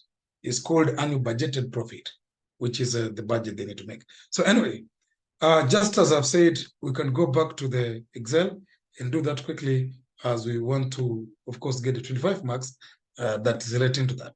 It's one of the few questions that carried 25 marks. So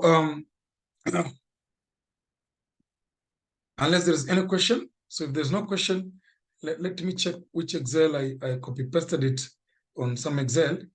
I just need to be sure on which side did I copy paste that, and then I can check what it is. I think it's here. It is here. Yeah, it is here. So I can go to the Excel and see how to deal with that. So I could not copy paste it. I think previously they used to use they used to not to allow copy pasting. So they did not allow me to copy paste. It was copying ikpar throughout. So I didn't copy paste it. I just did a snapshot of it or a snippet. So anyway, there's that. So this is the question here. What you need to prepare is the annual budget that relate to that. So I think I could just zoom this a little bit so that I can see some of the data properly. So I need to prepare an annual budget. Now, to prepare an annual budget, of course, it is an ABB extracted budget. This one is an ABB, but they have said the ABB you're preparing is an annual operating budget because it is giving you the profit. It's not only for calculating anything, it's giving you the profit. So that is the annual budget, meaning that we need sales. We need sales. We need sales. We need selling price. So we can get where the selling price are and use what it is. Now, they have clearly said that there's a selling price, which is here. The sales is here.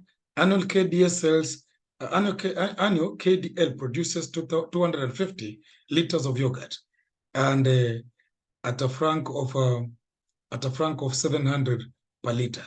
So the selling price is 700. Then, okay, I think I should put this first of all down. I need to put the headers. So there are two things they produce. One is yogurt.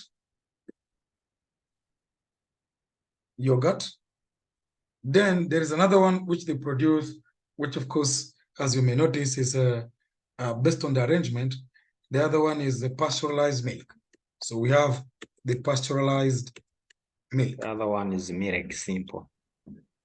Yeah, or milk, if you may wish to call it that way, is a preference issue. So if you call that, then we have that. So then after that, we have 425, which is related to that. So there is a number of units. The number of units.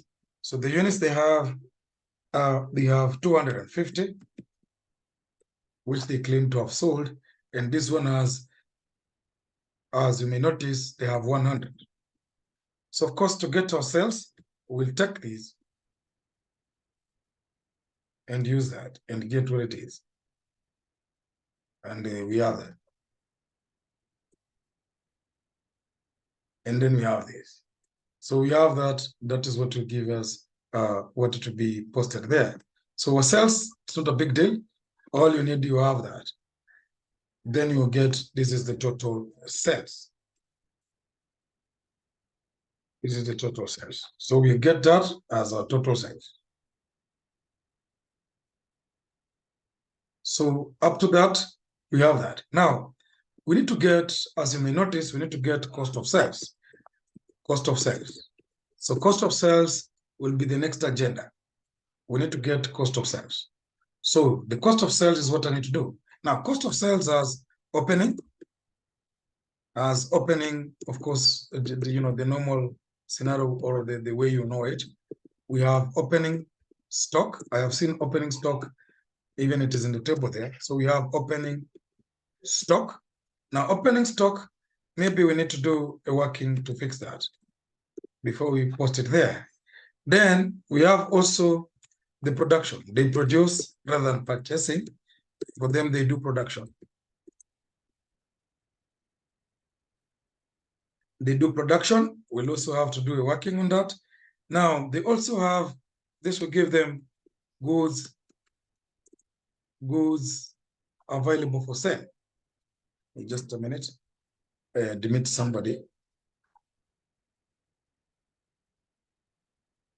Goods available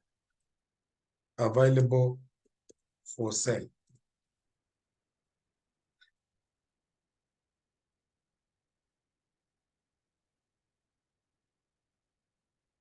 So that should be what to be available for sale. We'll calculate that. Then you need to less closing stock. Closing stock also will do a working for that. So you less the closing stock. You less the closing stock. Now, closing stock will require working. So we'll do the workings. Of course, after that, you will get the cost of sales in value down here, as for that case. Then, apart from that, we'll get the gross profit. If you could have GP, which would be gross profit, less some expenses that they have. They have a fleet of expenses or a list of expenses, which come from mostly these overheads here, as you may notice that. And they have a list of those expenses. They have a list of those expenses, which we could use from that. The list of expenses they have production. Then they have administration, because they have production overheads, and most of them, this is overheads. So we'll do the working. So it is an overhead, it's not the production that is up there, is overhead cost. Then this is overheads. We have that, and I think we have also overheads, which are selling and the distribution. So based on that, I think I can just call it S&D, because writing this is like making me getting bored a bit. Let me write S&D. We can use S&D. I write that in full letter, S&D, because of time interest, I can put S&D. So we have that. Now, all this will need the working, because as you see, we have to use what you call the ABC system to calculate that. So we'll do some workings there later on. So by the time we do that, we intend to get a total cost, which is a summation of all that relating to that, which is coming through from that to that case. So this will give you total generally expenses, total expenses,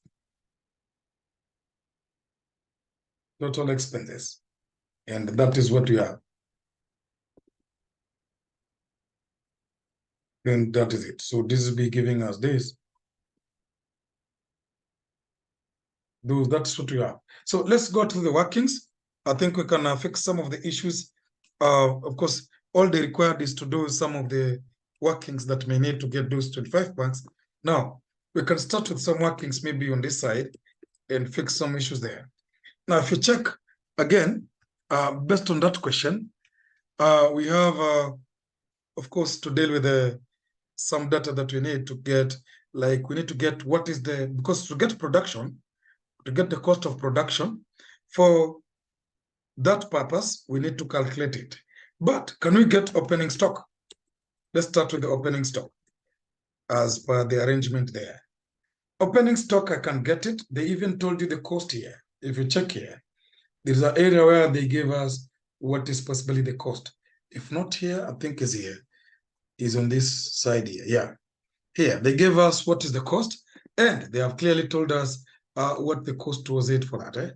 So they said here, if you check again, you may notice they have given us what the cost is. They have said this is the cost here, this one here. They said that unsold products at the end of the year are valued at the unit cost of production. That sentence is gone. Cost of production per liter is expected to be 500 for yogurt and 340 franc per pasteurized milk, but this is at the period of opening. So our opening, remember we are preparing this annual report here for the end of the period. So it means the end of the period is per 31st, because that is 31st for the year ended. For the year ended 31st December 2016. So meaning 2015 was the opening period. So the cost is given there. So we have the yogurt we have, of course, the pasteurized milk, which is there as a header. So we need to calculate that. So we have the opening stock. Opening stock has been tabulated in one of the tables here. They have said it is 10,500, and that is under yogurt, and 5,000 for the other one. So 10,500 for the yogurt, and the other one is 5,000. Now, they have given us the cost per unit. I can call it CU. CU will mean cost per unit. So cost per unit is, of course, given there. As you may check again in one of the paragraphs inside there, they said it is 500 for the yogurt, 340 for the other issues. So 500 for the yogurt, 340 for these. So if you do that, you'll find that it is this, multiply by that, and you get, this gives us this figure here. So hopefully you could see that. This is giving us, which I think I should convert to numbers. So it's equal to that. That is the figure that you have for that figure, that for that opening. Now, for the closing of, for the opening of the pasteurized milk, you multiply and you get that. That will be the opening, because they already have the figure of the previous production cost, which is what we need to use to get that figure. So unless there is anybody with a question, that is what I'll do for that. Sorry, sir. Yes. How did you get this 10,000 and 500 and 5,000? It's given in the question. It's here. Maybe I Tabulated didn't- is there. If you check, it is here. It is here. As you may check, you notice it is here. It is here. They say these are the unsold. Unsold, of course, means the closing. Oh, and this one, sorry, is 5 and 10. So it's given, It's given as per the question. You notice is there in one of the paragraphs there. If you have the paper, you could see it there. So anyway, just to move ahead. So those are the figures which I have for that. Now, next is for me to calculate what will be, of course, the other factors that I need to use. So I need to calculate other factors that I find also relevant from this point onwards. Now, apart from that, we also have other issues which are relating to this. We need to, so let's post this here before I forget that. Let's post this and move on. So opening. Excuse Yes? me, Yes. is that 10,500 and 5,000? Is it the opening or closing? I think it's opening 2015. 2015. I mean, okay, we are calculating for 2016. Okay. We are, Yeah. because the opening is 2015, closing is okay. 2016. So of Okay. course, is a stock that came from previous period or previous production. So they're giving us that is the opening for that. So what you need to do now is, of course, as you may check that, you may need to now use, after calculating that. Let's post here. So you'll get this is equals to the opening for the yogurt, and the rest is the opening for, of course, the other figure, which is the other product, which is pasteurized milk. So that happens to be working number 1. So you have fixed that. So from working number 1, I've managed to fix that. Now, working number 2. Working number 2, I need to get production. Now, production, I have to gather all the production issues, direct labor, direct material, and which will give me prime cost.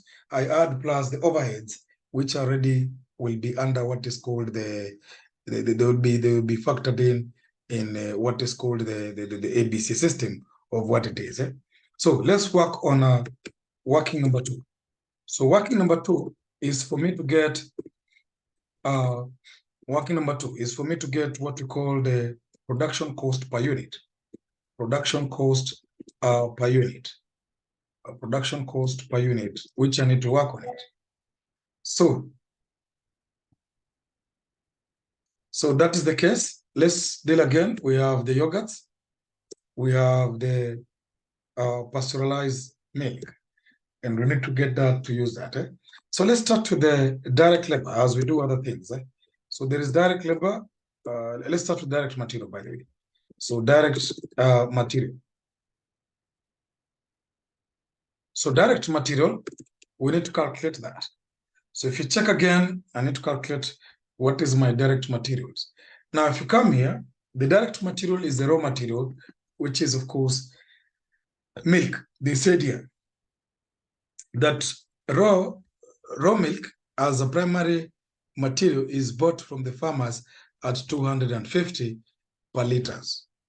And packaging materials at a cost of 62, 0.5. So they do packaging. So that is also part of what they will cost us to buy a raw material called packaging from what we have from that. So let's deal with that and see how it is. So to deal with that, we can move ahead and deal with it. So raw materials, we have the milk. Let's just call it milk. Apart from that, we have packaging. So we have packaging. So raw materials, as we know, it is about production. Not all materials were bought. So you need to maybe do another working here. On the side here is a working, we need to check the inventory movement. The inventory movement. So we can call it working number 3 because inventory movement will tell you what was purchased. Inventory movement will tell you what was purchased and what was not also purchased. So we can use that and we move ahead and see how it will be from that case. So let's deal with the inventory movement. Let me call it inventory movement because we did not produce all. So because before direct material will mean you take the franc, multiply with what? With the units that were produced. So I can't, and the franc is supposed to be per unit. So it's not possible for me to multiply if I don't know what was actually produced. So I need to check the inventory movement for me to verify that. Inventory movement, we know it is opening stock that you have, then you do production, because you get the production, you add to what you or purchase, you get what is called goods available from that scenario. And this is actually a budget. Actually, this is a small budget. So it is actually it's not inventory movement, let me call it. That's why I said that question had small budgets inside it. So we need to call it budgeted production or budgeted production. I need to get what is the budgeted production so that I use it. So it's a budget for production. Let's call it that way. So there is opening stock, there is production, you get good available, you less what you did not sell in form of closing, what you call closing stock. So that's the case. Now, closing stock we have, let's look at the variables we have here. Do we have closing stock? Yes. Do we have opening stock? Yes. Do we have what they sold? Yes. Because these are goods sold. In fact, let me not call it cost of goods sold. Let me call it goods sold. Goods sold, we have them. Goods sold, we have them. Goods sold are here. Even they are given in the question. There's that one. And the goods sold, that is under a column which we'll call, or a header called yogurt.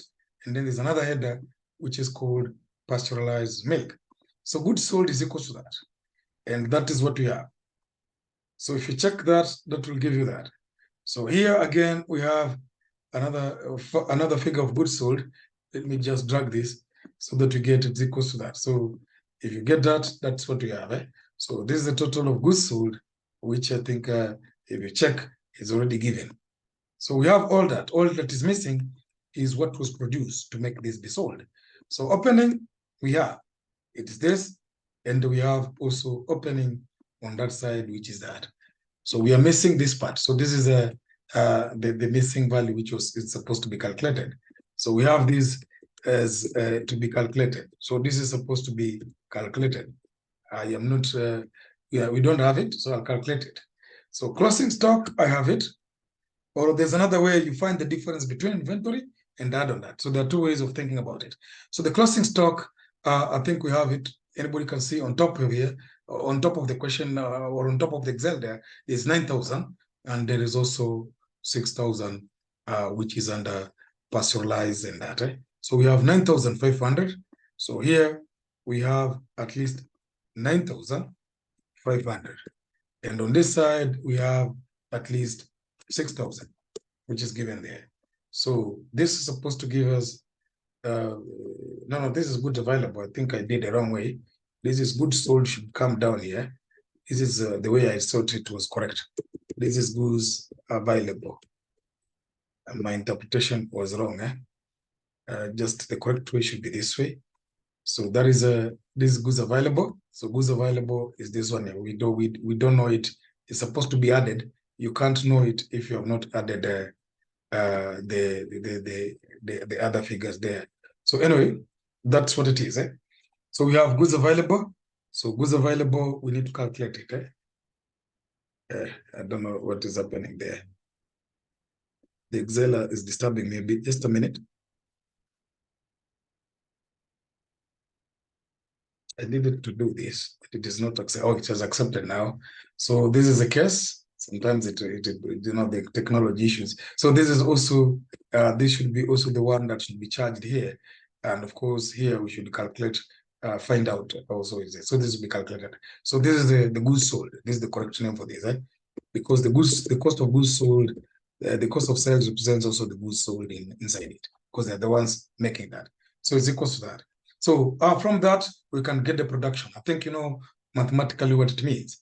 This will mean that if you take this plus this, it gives you that. And if you take this, because before they remained, they were part of the goods sold, and this will give you that. And from that case, it means you can easily get this. What is the difference between that, which is this, of course, minus that. So generally, it would be 259,500 minus 10,500, and you get that is what they should produce. And similarly, here it will be the same case, 1066, 106, and 0 zeros 3 times. So you subtract, of course, the 5,000, and you get this is what the year does as produced.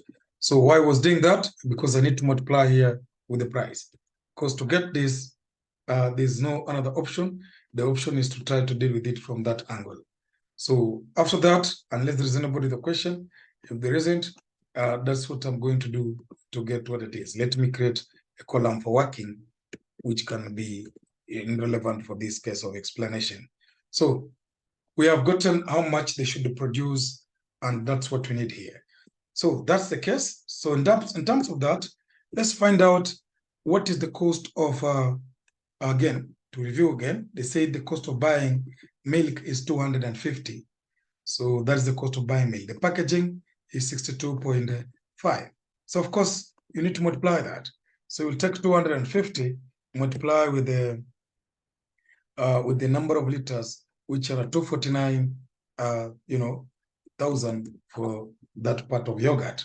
And similarly, if you continue with that, again, here you'll also do the same. If I say this is working column, just a minute. If I say this is working column, that is what will also be done in this category here. So we'll also do that. So you'll also take 101 and with some 3 zeros, and you need to multiply that with, of course, the figure that will be the cost factor here, which is 250. So you multiply with 250, unless there is anybody with a question. That is how we get that. And similarly for the package, we'll take 62.5, multiply by the package which were there, which is of course 249, as they must have packaged them. All of them must have, they were packaged. And of course, take 62.5, multiply with the 101 and those zeros. So do that, and that will be 250, multiply with this figure here. You get what it will be there. In terms of the figures there, that's what we get there. And that's what we have there. Next is this one here. Take 101 and with some 3 zeros, factor in the cost, which is 250. As you may check that you get that will give you that figures, and you move ahead, and we get what will be the data for that. So that's how we get that. Next is the labor, no packaging. Before I go to labor, it is 62.5. This one here, multiply with the number of units produced, and you get that. And similarly to that, it is a 62.5, multiply with the number of units produced, and you get that. So remember, we need to get cost per unit, so we need to add those first. So this will give us, if there is no any other issue, that is what the material will be. Total material will be factored in that. So total materials, total direct materials will be computed that way. Total direct material costs will be computed that way for the time being. That is how it is. So we get the total of that, which will be equal to that. And similarly, we get the total of these, which will be equal to that. So that's how we get this. And this is our total for those materials that will be used for that. So unless there's a question there, that will be the case. We go to the labor. So if there's no question, let's move to labor. So there is also direct labor that I need to calculate. There is direct labor. This was do materials. Now I need to go to direct labor. So direct labor was also a case of we need to deal with. Now let's understand the inside details here. They said, apart from that, they give us about material. I think direct labor should be on this slide here, or on this side here. They said, KDL, the direct labor is mentioned here. If you check again, you notice where the direct labor is mentioned. Direct labor is mentioned somewhere here. So you need to use that as a basis of understanding that it's mentioned here. That direct labor cost 5,000 per machine hour. And KDL uses 6 hours to produce 1,000 liters of yogurt. And 4 hours to produce 1,000 liters of pasteurized milk. So direct labor has those factors affecting it. So the case is this: how do we get that to be the total of what it is? It is charged per hour, 5,000 per hour, and they say KDL uses 6 hours to produce 1,000 liters. And because our factors is in liters, we need to find a simplified rate that we are going to apply there. And that's what I need to do from that case. So let's focus on that, and maybe we can be able to fix this and get what it is. So for the direct labor, let's understand something before we solve it. Now we can understand this by maybe just understanding direct labor analysis, direct labor. So direct labor, this is what they're saying. Direct labor, you have a rate, the rate which is per hour. So the rate is 5,000. Now this rate, you are for every liters, because there's liters, which is an issue there. They have said you have to have 1,000 liters. 1,000 liters, as you may mentioned there, or as it is mentioned there, 1,000 liters. 1,000 liters, which is produced, they said you use 6 hours to produce 1,000 liters. So 6 hours is used to produce 1,000 liters. So 1,000 liters, as you may notice that it is takes 6 hours. 6 hours to produce 1,000 liters. And that is the case. Now, if you check, that is for the yogurt. That is for the yogurt section. Now, for the other one, it takes at least 4 hours to make that. So for the yogurt, that is the structure of what it is.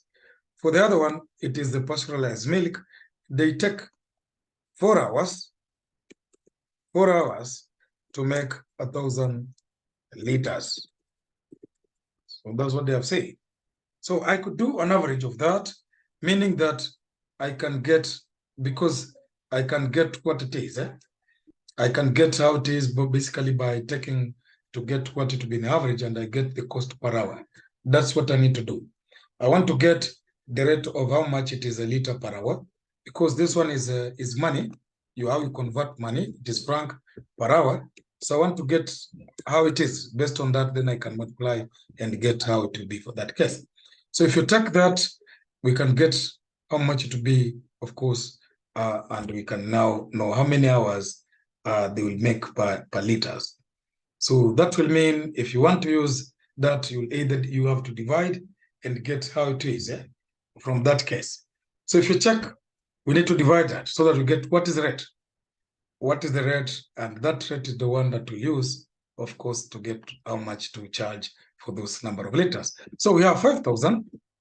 5,000, of course, is supposed to be multiplied per hour, which you can divide by 6 hours.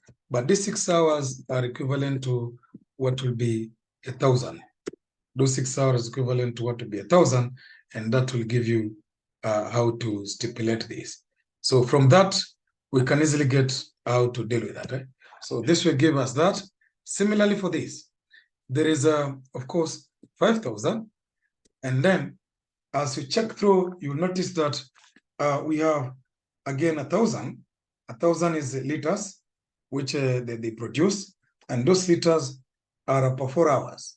So the idea is if you divide, you should be able to get what each liter costs per hour.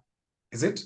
So I think that's what you need to do so that you get, like if you divide 1,000 by 4, it will give you at least, they take, 250 liters, which is of course per hour. So by the time you multiply by 5,000, and 5,000, remember, is per hour, such that hours and hours will cancel, it will give you what it is. So we have 4, and then divide by this. I think to give you that rate, I think, did I put correctly? The rate is smaller. This one, did I put correctly? I think I put 50. So that's the rate. So we get that, and that's what we need to use Sorry, to sir. multiply what it is. Yes? Where are we getting this 5,000 we are using here? Is in the question. I think if you have the book given by UK, check at the back side, you'll notice there is a, I hope you are making reference. Check in the paragraph after they gave us the cost of other things. It's here. I've underlined it here. If you check again, here. Here. 5,000 is there. They pay a franc of 5,000 per hour. But the way they have stipulated is that 6 hours is equivalent to 1,000 liters. So the question is, you need to get a rate that will be per hour to multiply that. And then, of course, you multiply with the liters later, because in total, we'll have to multiply with the liters. So you will take 1,000 liters. If you take 1,000 liters, let's do it one by one. If you want to get that, you have 1,000 liters, and then you have 6 hours. So you will get what it gives you which is per liter per hour. And then by the time you go and multiply, because it is 5,000, which is franc per what? It is franc per hour. So if you multiply by that figure you get, which is, let's say, XX something, which is liters per hour, as you may notice, that will be, which is hours per liter, sorry. Hours and hours will cancel, so you get what it is. So that's what I'm doing. Excuse me, sir. Yes.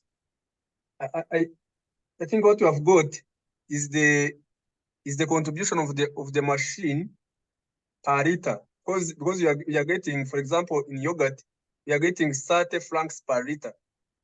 Yes, exactly. You get 5,000 francs per. That is what I want to get.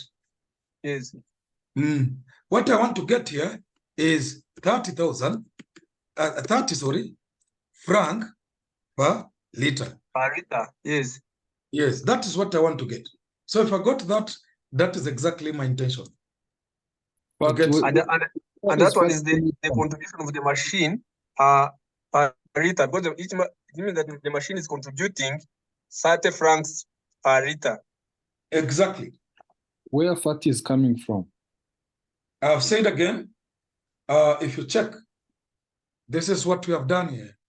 If you were to check that, the 30 is, again, I've said you take and divide. So basically, we have the 30 which you use there. If you need to do that, you must know how those rates are converting. If you have even a rough pen somewhere, you can do that because there are 3 variables involved here. Now you have to be careful. This is what I've said. There is 5,000. There is a 6,000. No, 1,000. So take 1,000, which you have in terms of not 1,000. Take 6. 6 is there. So 6 is of course hours. 6 is hours, which I have for that case. And then there is 1,000 liters. There's 1,000 liters. If you check, that's what I've done here. Sorry, for anybody asking, if you check inside here, I took 6 divided by 1,000. Let me put it again here. So this is 6 liters. 1,000 liters, sorry. So that is 1,000 liters. So this 1,000 liters, if you divide, what are you getting? You are getting hours per liters. Hours per liters, which is what I wanted to get. Then after getting that, because if I put maybe in a big font, so that's what I did. Anybody who's asking where this came from, it is this way. So you divide by that, your answer will be hours per liters. That is the case. So, or hours per liters of that. So by the time you take that, you go and multiply with the, we have of course, again, and I've done the same for the other one. So it's the same repetition for that. The other one, it was 4 hours for that. So you get your answer like that will give you what it is, which of course will be 0.006, and here will be 0.04. If I'm correctly divided, you divide of course by 1,000, then it will give you that. So you will get what it is. So then you remember there's a figure here. There's a figure there which you need to use, and that figure is you have 5,000, and 5,000 is per franc, sorry, per hour. So by the time you multiply this with the 0.0, let's say an example for the first one or second one, 0.0 hour. Hour per what? Hour per liters. Hours per liters. I'm getting per liters. Anybody who was asking. So you're correct. I'm getting per liters. And that is, gives you 20 franc. 20, because hours and hours, they are dividing and multiplying each other. So they will cancel. This will cancel and this will cancel. So the answer is, of course, 30 to 20. If I use the second scenario, 20, of course, as you may notice, franc per liters. If I take it slowly by that. So that's the case. And this is similarly to the other one. The other one also will take the same issue, but only difference will be here. I'll multiply with the 0.6, and that is 30 franc per hour. Yes. What do we get when we take this 5,000 times times 60 hours for 1,000 liters? What do we get? It is what I'm doing here. If you check, it's what you are getting is what I'm doing here. In fact, I have broken it down. I have said this, I have said this, I have said this. This is what I've done here. You're asking what you get. I've gone even step by step, one by one. And even I've said is equal to. So what you get is already on your screen there. You get that. I have said you come here. I've gone ahead extra mile to take some few minutes just to do that. Which is this.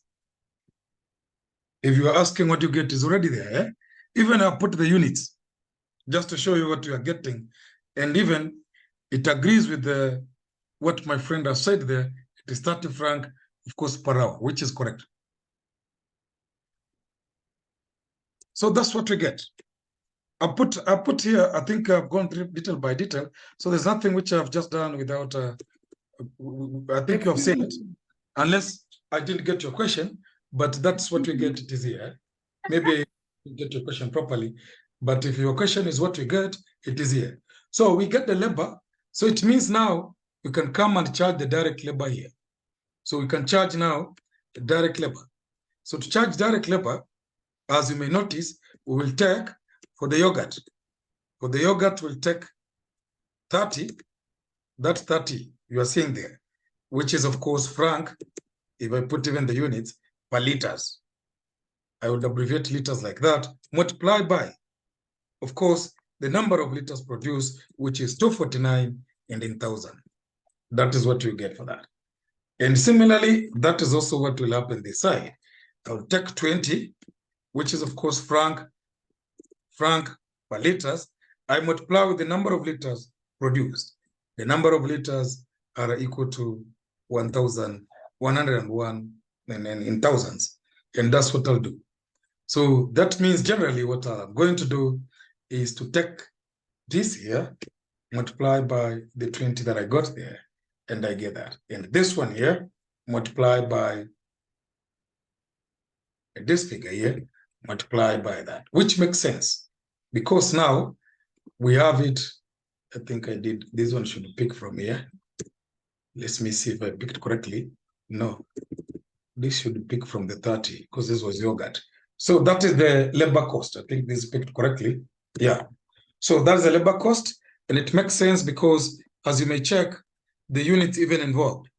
This is of course per liter. So I needed to multiply with what makes a liter be converted into labor. So I got already what is the rate of a liter. And by the time I'm multiplying with the liters, I am getting a total, which is total of a franc per month.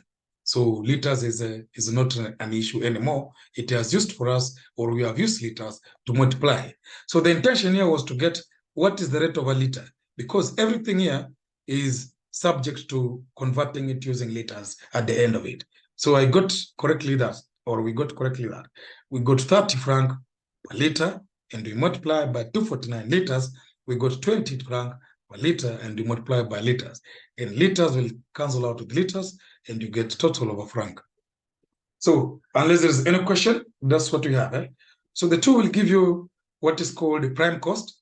So this is a prime cost. This is a prime cost. So the prime cost is equal to this, which will be what you get there.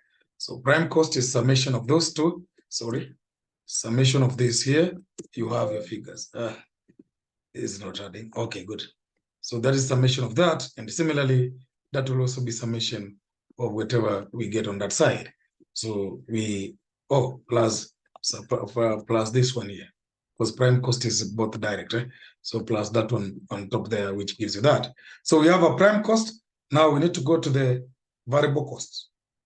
We need to go to the variable cost. Remember, we are still calculating per unit issue there. So we have learned also how to do production budget, and we have gone through also labor from that case, which I could call this as independent working. Maybe let me call it again working number 3 or something, or just reference. So working number 3 assisted us to get even this working here, because we couldn't get it without interpreting that. So this came in that, which will be used later on. So unless there's any question, I want to go to overheads. Okay, if there's no question on that, then I think it means everybody's on the same page. So overheads, we need to go to the overheads. Now, based on this, I've noticed that we have only, we have specified number of overheads. We have production, we have administration, we have selling and distribution. Those are the overheads. So how do we deal with this? We have to get the absorption rate. We have to get the absorption rate that will assist us to attach these overheads here. Now, the good thing, this is where now the ABC comes in actively involved, or the act of ABC. So we can use that. Now, if you remember the ABC, so to do the overheads, excuse me, let me call it working this. Working maybe for just a minute. Let me take some water a bit. You know, my voice has disappeared a bit.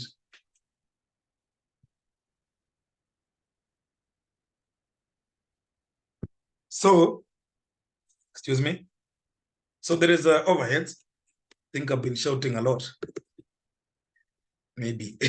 So there is a overheads. The overheads here, we need to do the absorption rate. So my voice disappeared somewhere in between that, but I think I'm working on it to recover it. So there is this one here. I think from the formula of overheads, you notice that you need a rate. So the rate will be like you'll have total production cost, which is budgeted in terms of that. You divide by the activity, the level of activity that is connected to it, or what they call cost driver, whatever case it is an activity in another terms. So you will get a rate which we'll use for that. Now let's go up here and understand how the production is allocated. Now production, they use machine hours. They use machine hours. Now machine hours, I need to calculate and find how many machine hours were there in total. Because for the total of production, I have it here. It is here. If you can't see it again, I could zoom it on the to zoom it in. You'd notice it is the one which is being talked about here. The production overheads. Production overheads, we have this. And the other ones are there. So I need to absorb that lump sum figure. And the only way to do this, I need to apply what is called the ABB system of what I need to do. So you may notice the production overhead that I've said it is a 20.5 million. So if you come down here, you could apply that. Just we need to apply that. So basically it means I'm going to use that to get with what I get for that case. So production overhead, I need to get that 20 and use it for that. So my numerator will be 20, and then of course, which is 500 in terms of that, I divide with the number of hours. Now, I don't know the number of hours, but of course, I know there is enough information to guide me to that area. So let me get the number of hours. So to get the number of hours, we need to also go back to the question and get a clear view of how hours are. Now, hours, we have them here. They use 6 hours to make 1,000. Now, of the yogurt. So I need to do analysis. I need to do analysis of hours in total. Hours in totals. So analysis of hours in total will lead me to go to per component or per product. And per product, I would mean that we already know that there is yogurt, which I need to solve for that. There is, of course, pasteurized milk, which I need to focus on it. So let me get the hours on the cases of that. So the hours here, of course, we already have something we can work with. There is this one here, 0.06 per liters. So if you get total, you need to use liters. So the liters they are producing, the liters in the production basis are these ones here. So we have this number of hours that the number of units that they produced, which is those and that. So multiply with the rate. There is a rate per liter. I already did that. Rate per liter. Rate per liter is 0. You take a 1,000. You take 1,006. You divide by 1,000. You get what you got, which was, of course, relating to that. So we have all that. So we need to use that later on. But before we use that, because these hours are per liters, it will give us the hours. Liters and liters will cancel out and we'll get the issue. So here it is 4 divided by 1,000. So if you 4 divided by 1,000, already I've said what it gives you, which is here. So all we need is now, do we multiply or do we divide as it is? Now, based on the factors we have, I think if you check, we have liters, which is in totals, and then we have the other one, which is a rate. And the rate there, of course, is hours per liters. And what is our intention? Our intention is to get, of course, hours. And the best way to get hours is to divide. So you'll take this figure here, and because if you divide, then liters and liters will, of course, cross each other out and to get whatever it is. So this will be giving you those number of hours, which are those ones for that case. So we divide. You will take, because production is in liters, for those wondering there, you're going to take production, and then you divide by production, which is that you divide by rate. We divide by the rate up there, you get that. And since rate is in liters, you'll use that. So you get this again, that is similar to the other area. So you get that. So by the time you do that, you can get a column. Let's call the column totals. For the need totals, let's call it the header totals. So totals here is equals to this figure plus that figure, and you get is equals to that, and that's what we have for that. So we have all that. Unless there is anybody with a question on that, that's how we get the number of hours, which will be that, which is total, a summation of this and this. So anybody asking how we got a number of hours is basically, as I've said again, you will take, of course, the 249 liters. 249 liters. And then 249 liters, you will divide by, of course, the figure, which is 0.006, which is, of course, liters, not liters, hours per liters. Hours per liters. So if you divide by that, you get your factors. And that means mathematically, you know what will happen. Of course, liters and liters will cancel each other. Best one is multiplying, because it's multiplying and the dividing, and you get this gives you what it is. So that's how we did. It's an example, and that happens to also the other factor. So it's the same either way on this area or the other case, because that is how I did it, and that's how I got that. So if you have a calculator, you could confirm that.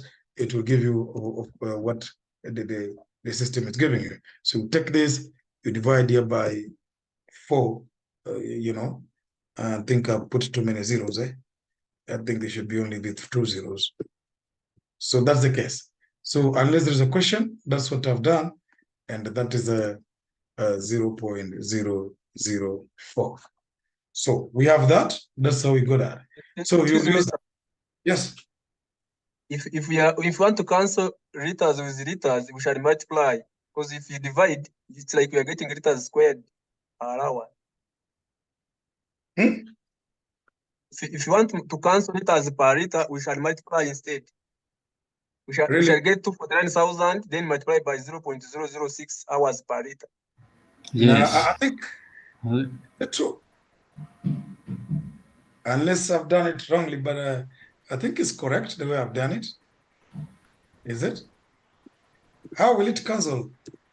Because divide 2 times is multiplication. Because remember, we have 0.06 hours per liter. It's like divided by liters. Okay, Then let me check. Dividing by liters. Dividing by liters. You see, the idea is this. We have 101 liters. So how many was absorbed there? I think dividing makes sense, because if you take mathematically, that will make sense. We have liters. This figure can be written in a reciprocal manner, meaning liters will come on top, and this 0.04 will go at the bottom. So liters and liters will cancel. I don't know how you're doing it, but generally, assuming you write this figure in a reciprocal manner, because dividing can also be written in a reciprocal manner. If you write this figure in a reciprocal manner, or divide by divide, is multiply. Because this is the answer we need to get, the idea that what it will give us. So if you check properly, we're either multiplying or dividing. Let me see. Again, if you write this one will cancel the, no, I think multiplying would make sense. Multiplying will make sense, is it? Yes. Yeah. Multiplying will make sense. I got the point. Because it is 0. So it will be 0.04, because if you divide, you're correct. It will give me a square for that. So we'll simply use multiplication, not dividing.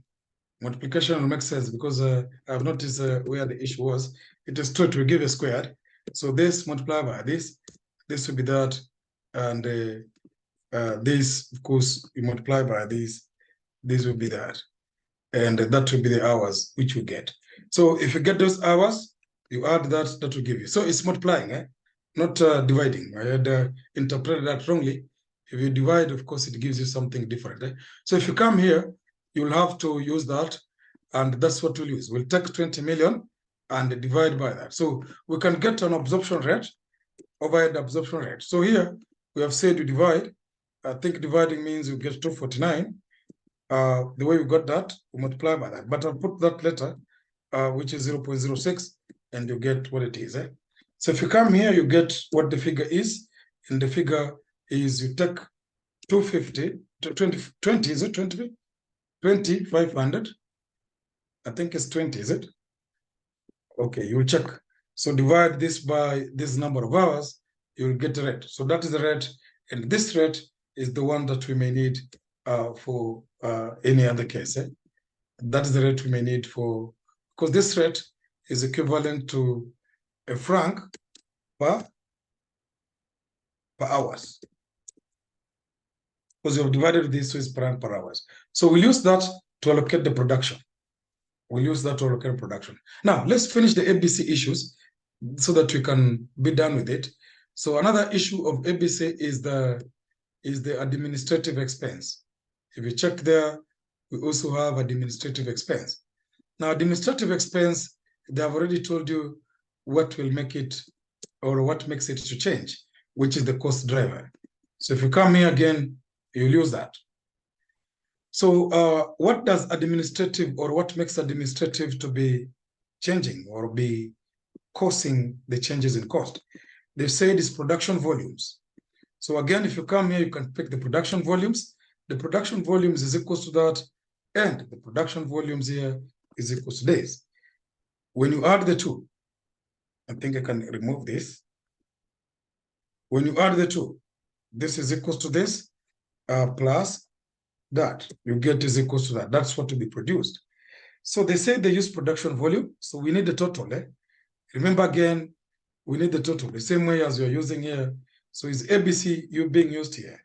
So you need the total. The total will be, you will take the total admin. I'll abbreviate it as admin expenses, and then divide it by level of activity. Now, your answer will be, of course, as you may get that.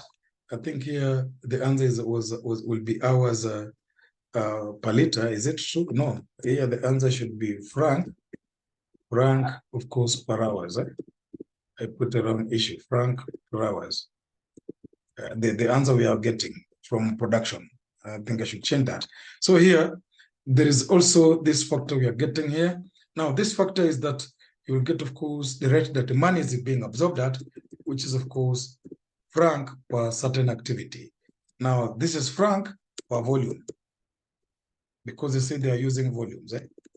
Franc per volume produced. So you'll have to use that. So again, if you come here, there is on the yogurt side, there is also, of course, on the production side of pasteurized milk, there is this one here. So in the pasteurized milk, we have the volumes. The volumes that the ones which we have to use.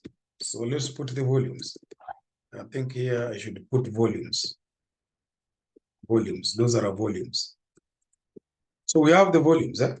So the volumes are there. You can bring them down here again and use them as we want to talk about that.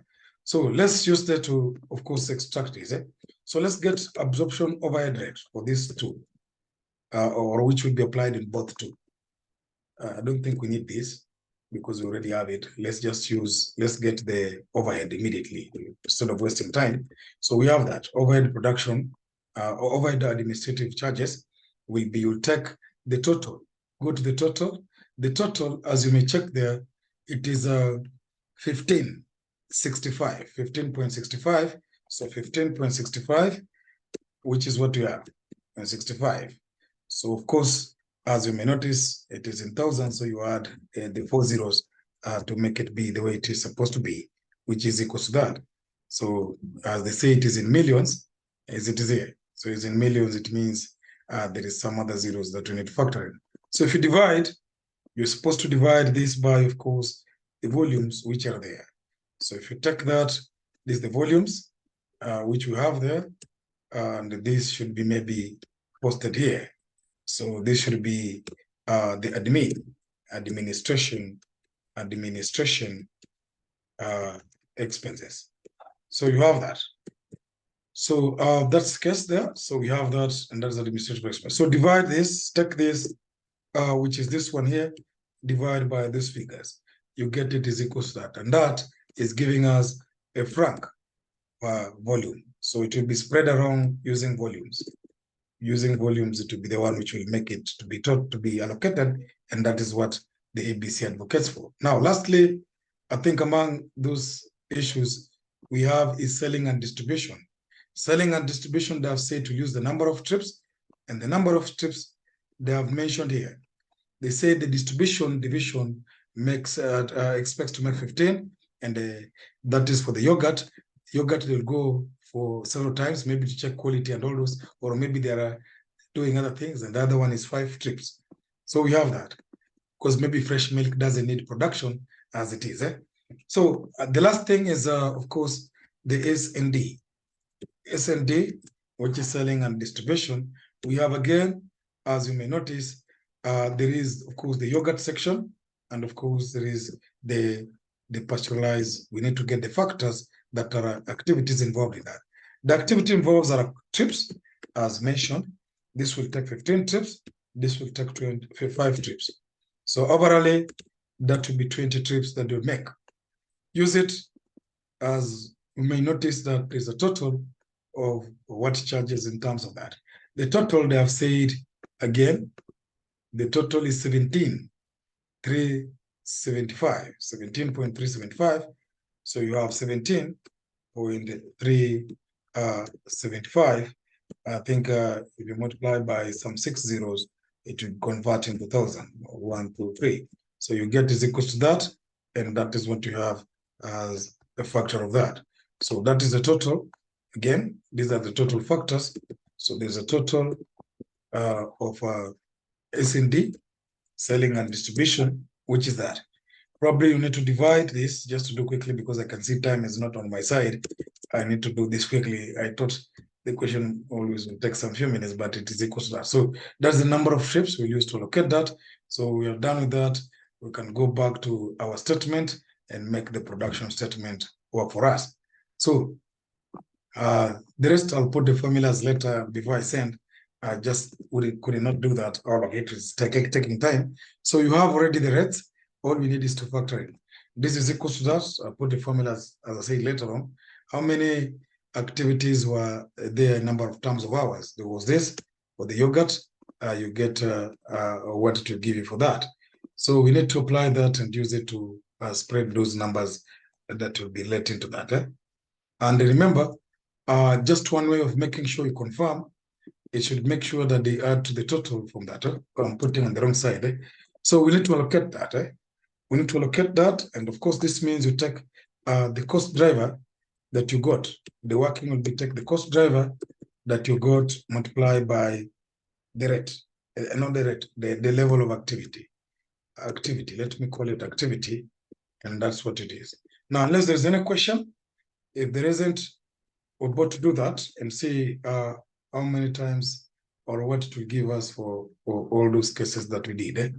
So we already have the rates. The rates are already, we have already computed them. All we need is to factor them and get what they give us. So from here, you could start by taking, it is this one here.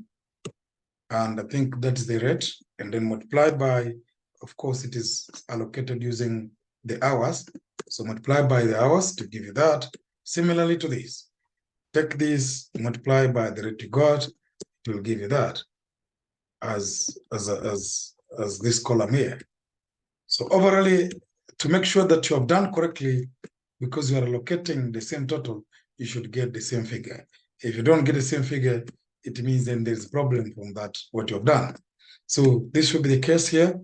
Then there is of course, this one here, which is that allocate, it is using volumes. So the volumes are here, you get that. And of course, this one is using volumes. You allocate using the volumes, and then you get, it is using this. And when you do your analysis, you find this is giving you a total of those. So this will be giving you that, and you have it. So this is what this will give you, and you have the cost driver again being used there. So fix this again. You have the rate there, which we got, it is this one here. So this rate, use it across to allocate that. What are you allocating? What you're allocating at? You're allocating using the 15 trips. You multiply with that. Last rate is this. You're allocating using the 5 trips that was made there. So take this, of course, multiply with that, and you get that will be. And when you confirm that, it should have allocated that, because the idea is to allocate that. That is why by the end of this, you should get a total that resonates with these figures. And that is 17 like that. So that's the total. Now, I don't think if there is anything I've left out. So you add all that. You add all that, you find that will be the case. You add all this, that will be the case. And that is the total overheads. So total overheads, let me do quickly because time is not on my side. I think I need to finish this. So anyway, you come here, you get this total here, which was of course the cost. I'm taking that was the cost. You get that, and we are adding that was the prime cost. You get that. So this is a total production cost. Let me call it that way. So total production cost is equal to that, and it equals to this. That is the total production. That is the total production. And that is what we have from this scenario. And in terms of that, also here, we have the total production, which is equal to that, which is given that. Now, we need to get cost per unit, which is because I can call it CO. Cost per unit is that you take this, divide by the number of units produced. The number of units was that, and then take this, divide by the number of units produced, and it is close to me here. I can use that. So you get is equal to that. Now, that is what will be used to allocate this. And that's why this would have taken time because of that. So to do that, and that is the case. So we need to allocate now. So the cost per unit, we have already it, and even we have what you need to use. So anyway, I think from that, we have already enough. I think what we need is just to do the necessary and move ahead and finish the question. Unless there's anybody with a question there, I think if there is no question, let's clear that question. So here we have now the cost that is per unit. And even we have the total production cost per unit. So we can easily take this. This is the cost per unit instead of multiplying because it will be the same anyway. So we have that. So come here and then pick the other one, which is of course in the other column. So you pick that. I think it is maybe, is it 0? No, I think it's on the extra column G. Those are the case there. So we have that. So add this, that is the total, and similarly add these, you get that is the goods available. Now there is less cost of sales. Cost of sales, not cost of sales, closing stock. Let me bring them closer here. Cost of what remained. What remained, as you may notice, there is this that remained. This that remained, which is 5,000, and the other one is 9,500, and the other one is 6,000. So those are the costs. Those are the costs involved in that question. So use that 9,500. So 9,500 remained. Multiply this because now we have cost per unit. You pick the cost per unit here, and you use it there. Also, the other one is 6,000. They remained 6,000. So I'll have to put maybe some lines there. 6,000. So this is 6,000 multiplied by the figure we got somewhere down here, which is equals to that. And we get that. So if you get the cost of sales can be obtained by simply getting the goods available, subtracting the related data, which are those ones. And you get what was sold. Now we need gross profit. Gross profit is simply picking this, minusing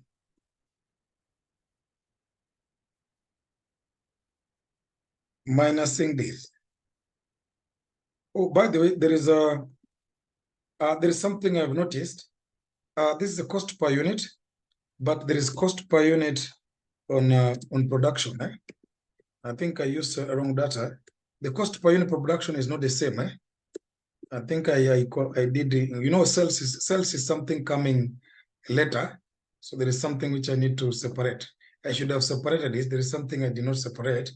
The cost, this is the total. I think I have just noticed, you know, the nature of the things here. This is not cost per production. This is overall total cost of everything. But total cost of production is only up to production. It should be this, or where is it? It should be only this, only things connected to production, plus that. That will be the cost, total cost for production. Cost per production is different. Notice something. I was adding everything just to try to push it to run away with the time, because I can see time is not on my side. So we divide by that. This one is the cost for production. This is the overall. You can call it overall. Overall, it includes all, but it is not the one which is the final. There is cost for this. So for production, it's only production elements, meaning the direct premium, and then you get, sorry, here, it means I add the cost on the premium cost plus production. I don't need to add the other one. The other one, admin, are people working in other areas. They could work in the head office, wherever. They're not directly connected to production. Selling and distribution, they're working in selling the end results, or the end of the chain down there. So this should be the one. So I kind of did a slight issue which I could have just noticed before I could close this. So what I needed to multiply with is not that. I needed to multiply with this figure here. This figure, 407, not the other one. And even this production, I should change. The cost of production is not that one.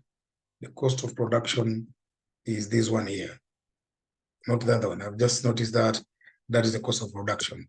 And that should be the correct figure. Sorry. The correct figure should be that one. And similarly to this, the correct figure is not supposed to be that one that I took. That one I took to include selling and distribution. For production, the correct figure should be this 137, which if you check, I've said you only add those two. Selling and admin are not directly connected to production. Those people are not connected to production exactly. And even this closing stock here, it means I need to use another the rate which is precisely it, which is that. So I hope you get that. That's what I needed to do. So this affects, of course, what we have done here. And when you add, you do the necessary. And when you do the necessary on that side, you get the gross profit. So next is to deduct the expenses which are connected to this. Unless there's a question, we need to deduct now the expenses. So if there's no question, let me finish, because it's already 9 and I thought it will take some few minutes to do this. I'm always hopeful of it will take a few minutes, but it goes into other issues. So let's do this quickly and cut off this class. And then next time we'll do the quantitative techniques in budgeting. So there's production. But before we explain zero, we'll do zero-based budget explanation. So there's production. Production, of course, you have realized, as you may notice, we already charged there. So we don't need to charge in that terms of that. So we will focus probably on, only thing we'll focus on selling and distribution, which are, of course, that's what we need to focus on. So production, remove it. So selling and distribution, as you may notice, there is the overheads which they are supposed to be used to allocate that. So what is the overheads in terms of these? The overheads under admin is this figure here. Now, the activities, we already have it, so I don't need to go through that. All I need is to pick it. I'm just reminding you how we got that. But in case of anything, we already calculated it. And where is it? We have under this data we calculated, we had selling under admin, which is there. So the rest are also there. So all you do is run down that and you get your figures. Similarly, for the other part, there's also selling under admin, and which is here. which you already allocated. We already did our allocation and we get that. So by the time we have that, we finish with that question. So if you add all that, it could give you possibly the summation of all total expenses as from that period. And of course, this one will give you also the summation of all those expenses. So by the time you deduct this, from that, you will have, of course, what we call maybe the average, the revenue, the profit, sorry, the profit that's related to that. So this, you take this, you minus this, you get it to be that. And that is what we'll get for each. Now, because the question wanted per unit, this is the total operating profit or total profit, total operating profit. So the question wanted per unit, you have to divide, because they said the cost per unit budgeted, or profit per unit, sorry. So we divide by the number of units, which are these ones here. You get each unit will have that. Now this will make a loss. So if you divide by this, you get is equals to that. And that's it. And I think we have now known how the ABC can be factored in a budget. Unless there is anybody with a question, then you can easily raise the question up. So, and that is conclude probably a good percentage of what budget could be having, because we have done rolling, ABB, that we have incremental is more like explanation, and if it changes, it's similar like the other one, which is called the rolling. You just change to adapt to that, and then there is this one, which is the one we have done today, which is of course the ABB. So the rest is remaining is only zero-based budget, which is quite some explanation, and is just to explain the concept and then move ahead to other issues that relate to this. So if there is no question, I want to close here because it's already 9 and I'd wish to cut off. I know there's some people who could be very tired after that question. It was a question which required some also time to do that.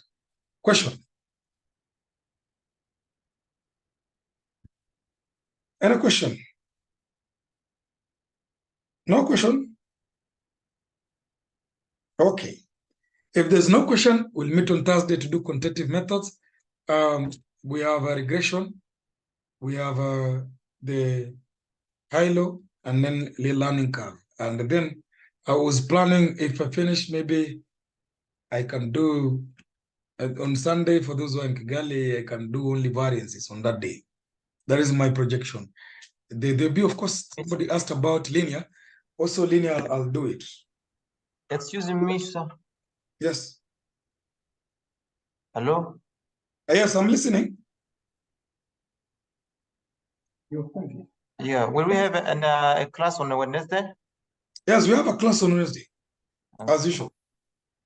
That's why I'm saying I'll do a class on Wednesday on budget quantitative techniques. Quantitative techniques in budgeting. I'll do quantitative techniques in budgeting. That is a regression, high-low. High-low, I think we already have some idea about it. Even regression, those who have done. And then if I finish, I can do linear programming because I remember I've not learned linear programming. If I don't do linear programming, then I'll do, for those who are in Kigali, I'll do linear programming and in the morning. In the morning, maybe, because we will only do graphical. I don't think it's necessary to do simplex unless otherwise, because as I said, simplex may require time, and it is so we just do the one which is related to that, and they don't set it anyway. Most of the examiners, they are benchmarking the exam on ACCA issues, so it means that they really don't. ACCA doesn't even check even the ACCA. They don't set that issue of linear. They don't set it. So if they don't set, then it means even the examiner are limited in how to set that issue, unless otherwise. But yeah. But linear programming, why can't we do it physical on the physical class? in physical class. Yeah, at least like in the it is morning, a then after we go for variance. variance. Okay, we will do that. We'll do that. That's what I'm saying. It's an optional issue. Excuse It's me, an sir. optional issue.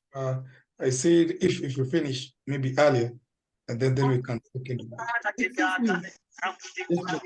Yes, please. I'm asking on Sunday, there is also ICPA revision of this paper in the morning.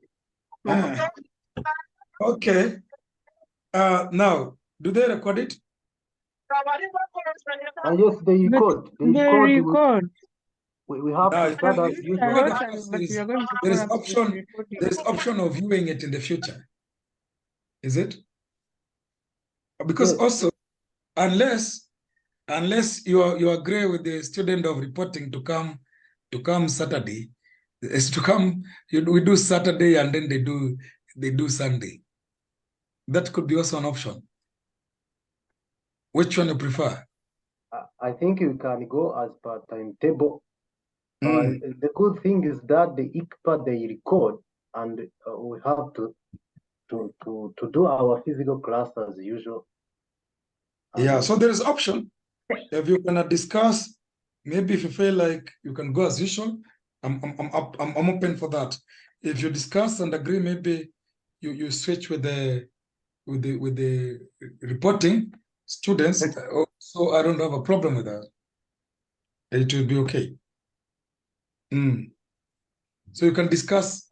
Once you agree, you let me know. But as per now, we can go as per usual until maybe anything changes, or if you agree on different issues, then you let me know. Yes, we discuss and tell you. And we wanted to. But for now, we still have a class on Sunday in the morning. But if you feel you want to attend that ICPAR,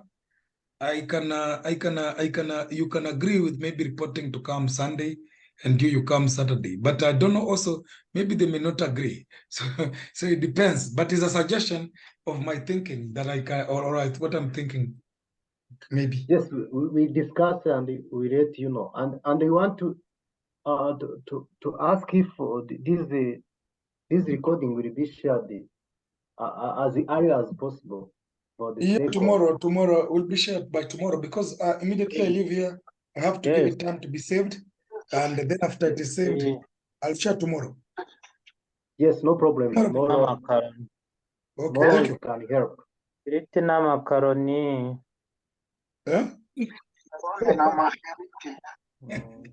Somebody is thinking about it too. Okay, good night. Good night. Good night. Good night. Good night. Somebody wants to eat, please. Good night. Enjoy. Treat na macaroni.